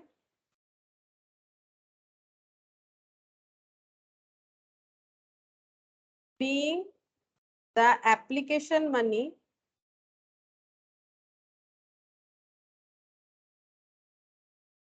received for 60,000 shares at the rate of ₹20 पर शेयर, ठीक है। नेक्स्ट हम लोग रिफंड, मतलब अब हम लोग क्या करेंगे, अब हम लोग रिफंड का एंट्री दिखाएंगे, देखो कैसे हो जाएगा, equity share application account debit, ये हम लोग नॉर्मली भी यही वाला एंट्री करते हैं, कितने से करेंगे, जितना रिसीव हुआ है उतना, लेकिन इतना हमें कैपिटल में ट्रांसफर नहीं करना है, ठीक है। तो हम लोग का एंट्री क्या होता है, हम लोग पहले यहाँ पर लिखते हैं टू इक्विटी शेयर कैपिटल, वो तो अभी भी हम लोग लिखेंगे, ठीक है, लेकिन कैपिटल में उतना ही ट्रांसफर करेंगे जितना अलॉटमेंट दे सकते हैं। अलॉटमेंट कितने का दे रहे हैं, अलॉटमेंट दे रहा है 50,000, ठीक है, क्योंकि 50,000 है, तो 50,000 इंटू 20, तो ये कितना हो गया 10 लाख, और बाकी रिफंड करना पड़ेगा, तो रिफंड जितना हो जाएगा to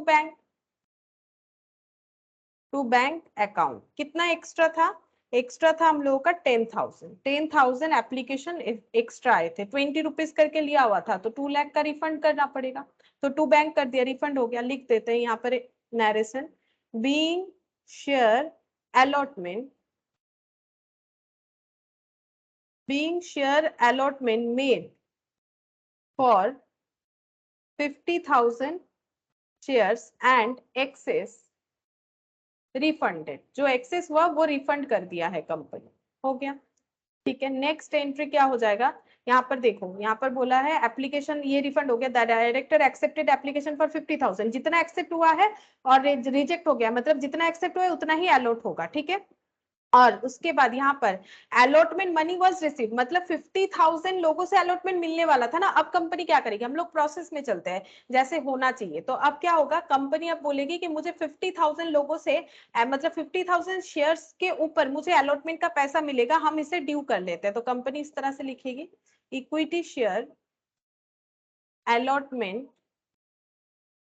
account debit to equity share capital.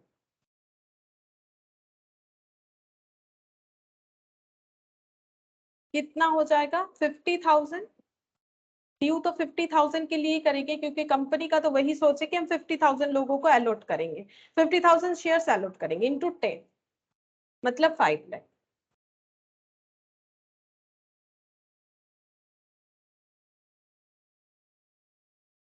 यहाँ पर हो जाएगा being allotment money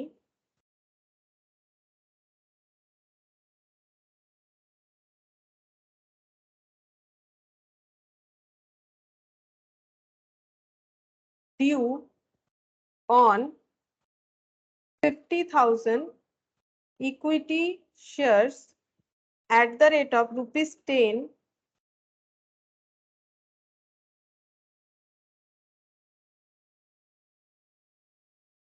at the rate of ₹10 per share as per directors resolution number dated। ठीक है, अच्छा अब जब पेमेंट रिसीव होगा तो उसका एंट्री होना चाहिए, ये 4th नंबर एंट्री हो रहा है। ठीक है, तो पेमेंट रिसीव होगा तो एंट्री क्या हो जाएगा, बैंक अकाउंट डेबिट टू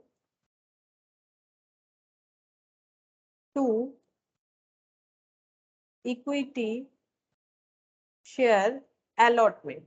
ठीक है, अब जब रिसीव हुआ ना, प्रॉब्लम क्या हुआ देखो, जब रिसीव हुआ तो 45,000 शेयर पे रिसीव हुआ, 5,000 पे नहीं हुआ, मतलब वो क्या हो गया, कॉल करने के बाद भी पैसा नहीं मिला। ठीक है, मतलब कंपनी ने सब बता दिया कि पैसा देना है, इतना करके देना, इतने दिन बाद, फिर भी 45,000 पे ही रिसीव हुआ। तो बैंक अकाउंट तो 45,000 के बेसिस पे ही हमें डेबिट करना पड़ेगा, जितना रिसीव हुआ है 45,000 कितना करके हो जाएगा, 10 रुपीज करके, यानी 4,50,000 रिसीव हुआ। तो 5,000 शेयर्स पे रिसीव नहीं हुआ, वो क्या है, वो है कॉल्स इन एरियर। ठीक है, उसको हम लोग लिखेंगे कॉल्स, मतलब कॉल्स किया बट वो एरियर हो गया, यानी कि बाकी। तो कॉल्स इन एरियर लॉस है, तो कंपनी के लिए लॉस है, calls in arrear account debit, यहाँ पर हो गया यहाँ 50,000। ठीक है, और अलॉटमेंट कैंसिल, जो मतलब ड्यू कितने का था, 5 लाख का, तो यहाँ पर कैंसिल भी 5 लाख से होगा, लेकिन ये 5 लाख का जो अल्टीमेट रिजल्ट है वो क्या हुआ, 4,50,000 मिला, 50,000 कॉल्स इन एरियर होके रह गया, नहीं मिला है। ठीक है, अब कंपनी क्या कर सकती है, ये बाद में कॉल कर सकती है या फिर इतने लोगों को वो फॉरफिट यानी कि कैंसिल भी कर सकती है, वो डिपेंड करेगा कंपनी क्या डिसाइड करेगी। फिलहाल हम लोग एंट्री जैसा हुआ है वैसा ही दिखा दिया हम लोगों ने, being allotment money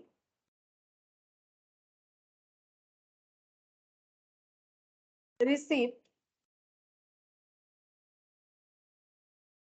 for 45,000 shares at the rate of ₹10 पर शेयर।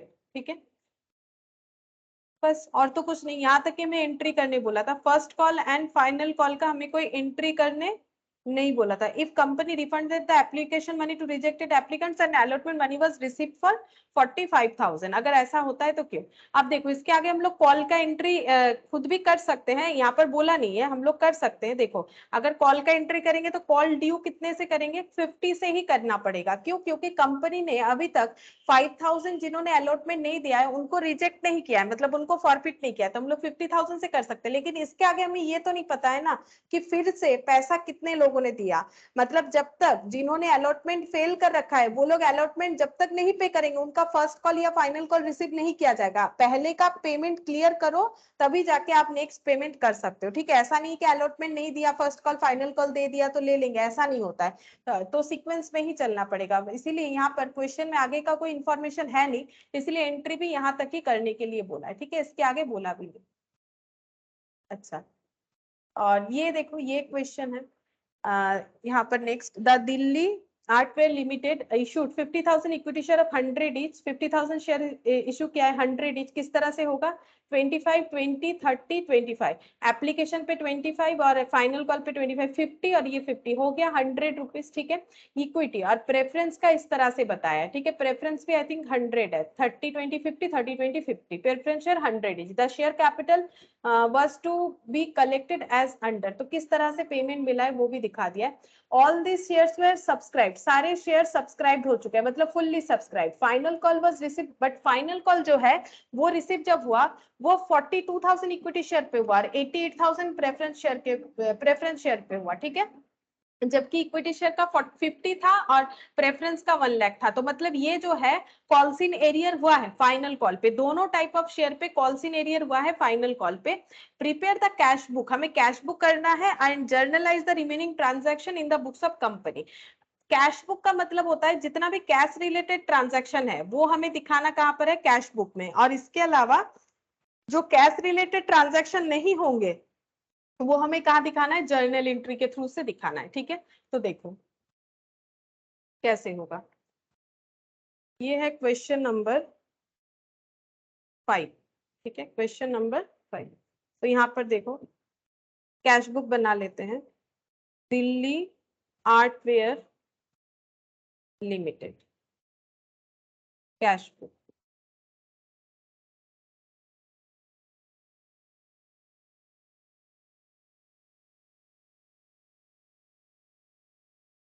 और यहाँ पर जर्नल एंट्री का जगह रख लेते हैं, ठीक है। तो देखो सबसे पहले एंट्री क्या होता है, सबसे पहले एप्लीकेशन का एंट्री होता है। तो एंट्री क्या होता है हम रफली बताते हैं, देखो एंट्री इस तरह से होता है, बैंक अकाउंट डेबिट, ठीक है, बैंक अकाउंट डेबिट टू क्या हो जाएगा, टू इक्विटी शेयर एप्लीकेशन जो इक्विटी शेयर वाला होगा, और एक बार होगा bank account debit to preference share application. क्योंकि ये बैंक रिलेटेड एंट्री है तो ये कैश बुक में पोस्ट होगा, कैश बुक में कॉलम होता है, कैश कॉलम बैंक कॉलम, क्योंकि यहाँ पर सारी चीज बैंक ट्रांजैक्शन है तो बैंक कॉलम ही होगा, कैश कॉलम का तो कोई जरूरत नहीं है। तो कैश बुक मतलब वहां पर बैंक कॉलम है, तो बैंक का जो कॉलम है, तो बैंक में तो बैंक लिख नहीं सकते, तो क्या लिखना पड़ेगा, to equity share application to preference share application.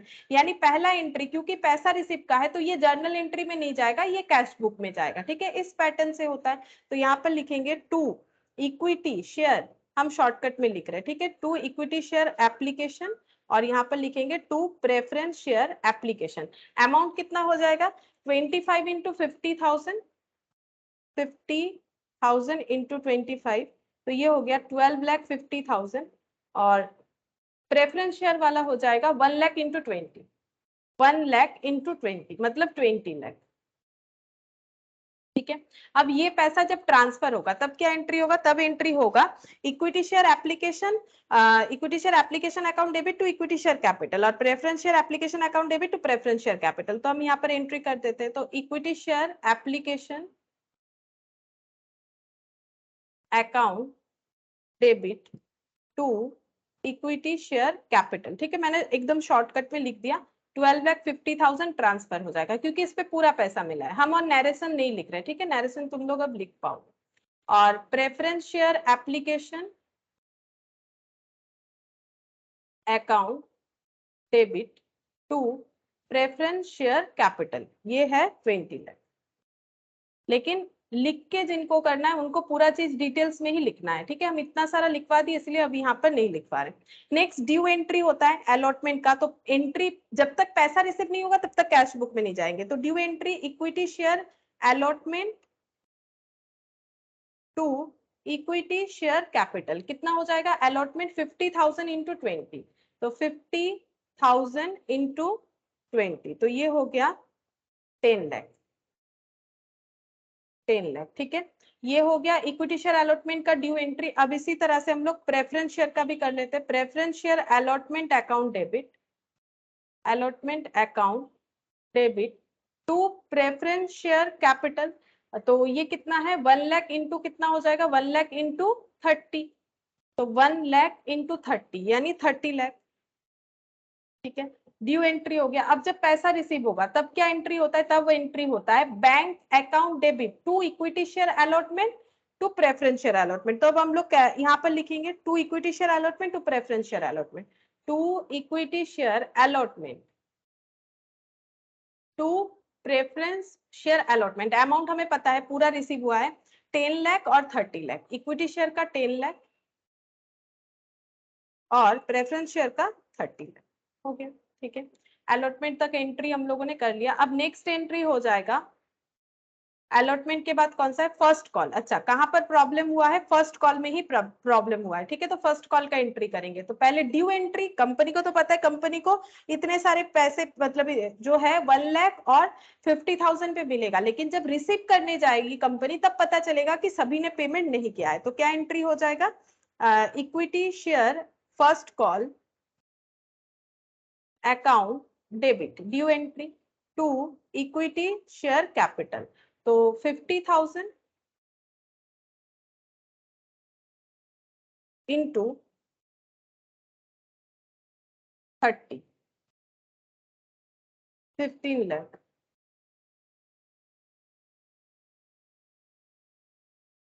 और प्रेफरेंस शेयर का हो जाएगा preference share first call account debit to preference share capital 1 lakh into, यहाँ पर अमाउंट है 20। ठीक है, ये है 20, प्रेफरेंस शेयर का है 20, तो 20 लाख। अब जब रिसीव होगा तो क्या एंट्री होता है, रिसीव का एंट्री होता है equity share bank account debit entry हो जाएगा। देखो हम यहाँ रफली लिख के दिखाते हैं, इक्विटी शेयर का bank account debit calls in arrear debit क्योंकि सभी ने पैसा नहीं दिया, to equity share first and final call. ठीक है, अब इसको कंबाइन एंट्री बोलते हैं। इसको जब हम लोग स्प्लिट करेंगे तो ये bank to equity share first call होता है, calls in arrear debit to equity share first call. तो जो बैंक रिलेटेड एंट्री है उसको स्प्लिट अगर करते हैं, ये देखो bank to equity share first call. ठीक है, तो लेजर में क्या लिखेंगे, to equity share first call to preference share first call, और अमाउंट कितने से रिसीव करेंगे, जितने पेमेंट मिले हैं हमें। ठीक है, और कॉल्स इन एरियर का यहाँ पर एंट्री जो है पोस्ट करेंगे। तो पहले यहाँ पर कैश बुक का एंट्री कर देते हैं, यहाँ पर लिखते हैं to equity share first call, कितना पैसा रिसीव किया है हम लोगों ने उतना लिखेंगे, to preference share first call. तो फर्स्ट कॉल में ये देखो 42,000 पे 42,000 इंटू 30, 86, मतलब 8,60,000 हो रहा है। ठीक है,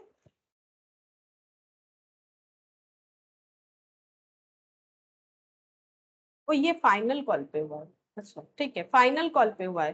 तो ये यहाँ पर तो 42,000 नहीं होगा, ये पूरा ही हो जाएगा। तो ये मैंने थोड़ा सा गलत देख लिया था, ये फर्स्ट कॉल पे नहीं फाइनल कॉल पे। ठीक है, हम लोग का एंट्री तो सही है, मतलब 15 लाख और 20 लाख पूरा ही रिसीव हो गया है। ठीक है, 15 लाख और 20 लाख, तो 15 लाख 20 लाख लिख देंगे रिसीव का एंट्री डायरेक्टली। ठीक है, कुछ कॉल इन एरिया नहीं है, वो फाइनल कॉल पे है 15 लाख और 20 लाख। ठीक है, ये पूरा जो है रिसीव हो गया है। तो रिसीव का एंट्री वैसे भी तो यहाँ होने वाला था भी नहीं। ठीक है, अब हम लोग नेक्स्ट एंट्री करेंगे, नेक्स्ट एंट्री करेंगे फाइनल कॉल का। तो यहाँ पर एंट्री हो जाएगा equity share final call, equity share final call to equity share capital. Final call कितना होने वाला है 50,000 इंटू 25, ड्यू एंट्री 50,000 इंटू 25, तो 12,50,000 नरेशन, लेकिन सब लिखना पड़ेगा। ठीक है, अच्छा, और प्रेफरेंस शेयर का हो जाएगा preference share first call, sorry final, ये तो final, final call debit to preference share capital. ये ड्यू एंट्री है, ड्यू तो सभी को लेके करेंगे कि अभी तक किसी ने जो है कैंसिल नहीं किया है, किसी ने मतलब पेमेंट ऐसा नहीं कि एक भी पैसा नहीं किया, सारे पेमेंट जो है वो क्लियर है। ठीक है, तो 1 लाख पे 30, इसका 30 है 30 लाख। ठीक है, तो ड्यू एंट्री इस तरह से ही चल रहा है, लेकिन अभी जब रिसीव करेंगे ना तब हमें पता चलेगा कि कुछ पेमेंट हमें नहीं मिला है। ठीक है, तो यहाँ पर एंट्री दिखा देते हैं, जितना पेमेंट मिला है उतने का बैंक अकाउंट डेबिट, ये बैंक अकाउंट हो गया to equity share final call और 2 प्रेफरेंस शेयर फाइनल कॉल। तो कितने पेमेंट मिले होंगे? 42,000 इंटू 25, 42,000 इंटू 25। तो ये चेक कर लेते हैं, 42 इंटू 25 ये होता है 1050, ठीक है, मतलब 10,50,000। और इक्विटी वाले प्रेफरेंस वाले का हुआ है 88,000 इंटू 30, 26,40,000, ठीक है, ये हो गया। और तो कुछ नहीं है। अब हम लोग यहाँ पर कैश बुक को क्लोज कर सकते हैं क्योंकि और तो कोई कैश रिसिप्ट का जगह है नहीं, तो ये टोटल हो जाएगा। और यहाँ पर हम लोग लिख देंगे बाई बैलेंस सीडी, ठीक है, बाई बैलेंस सीडी, जितना पैसा जो है वो डिपॉजिट हुआ है। तो 12 लाख 20 और 10 30 30 60 60 और यहाँ पर हो गया 20 70 80 90 और यहाँ पर हो गया 90 लाख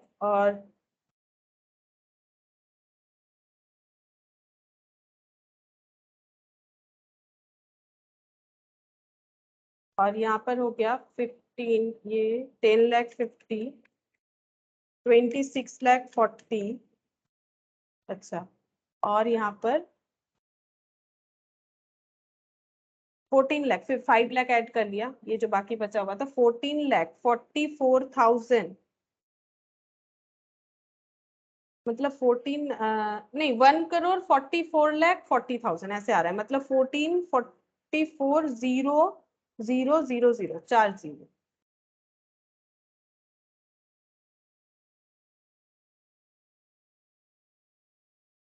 ठीक है, तो ये हो गया हम लोगों का कैश बुक कंप्लीट, ठीक है। और ये भी कंप्लीट हो गया। यहाँ पर हम लोग और एक एंट्री कर सकते हैं, ठीक है, यहाँ पर कॉल्स इन एरियर का एंट्री कर सकते हैं। यहाँ पर दिखा देते हैं, ये देखो, calls in arrear debit to equity share final call, ठीक है। कितना कॉल्स इन एरियर हुआ है? ये देखो यहाँ पर 42,000 पेमेंट हुआ है, जबकि 50 होना चाहिए था, 8,000। और कितना पर एरियर का वैल्यू हो जाएगा? 25। तो यहाँ पर 25, तो 25 इंटू 8,000, 2 लाख। और नेक्स्ट हो जाएगा calls in arrear account debit to equity share, sorry preference, ये प्रेफरेंस वाला लिख रहे हैं ना हम लोग, प्रेफरेंस शेयर फाइनल कॉल, ठीक है। तो ये हो गया यहाँ पर कितना, 30 करके था और 88,000 का क्लियर पेमेंट है, तो 1 लाख में से 88 माइनस कर देते हैं, मतलब 12,000 कॉल्स इन एरियर हो जाएगा, 12,000 शेयर्स का पैसा कॉल्स इन एरियर हो जाएगा, पर शेयर 30 रुपीज करके, यानी 3,60,000, ठीक है। तो ये कैश बुक के साथ देखो, ये कुछ भी नहीं है, नॉर्मल सा बात है। यहाँ पर जो कैश रिलेटेड एंट्री है, मतलब जो भी रिसिप्ट एंट्री है, उसको जर्नल में नहीं दिखा के उसको कैश बुक में दिखाने बोला है, और कुछ नहीं। अगर तुम लोग कंबाइनली भी एंट्री, मतलब इसके साथ साथ ये भी एंट्री लिख ले तो रफ में तो खुद ही समझ जाओगे, लेकिन जब क्वेश्चन में ऐसे बोलेगा ना, तुम लोग लिख नहीं सकते, क्योंकि हमें डिक्लेरेशन दे दिया है कि हमें क्या करना है, अलग से दिखाना पड़ेगा, ठीक है, अलग से दिखाने के लिए बता दिया है कि कैश बुक में जो है कैश का एंट्री दिखाओ, ठीक है। तो ये इस तरह से हो जाएगा। ये वाला भी हो गया हम लोग को। अब उसके बाद है share issued at discount premium, और उसके बाद प्रोराटा है, ठीक है। ये हम लोग नेक्स्ट दिन करेंगे, आज जितना किया आज इतना ही करते हैं।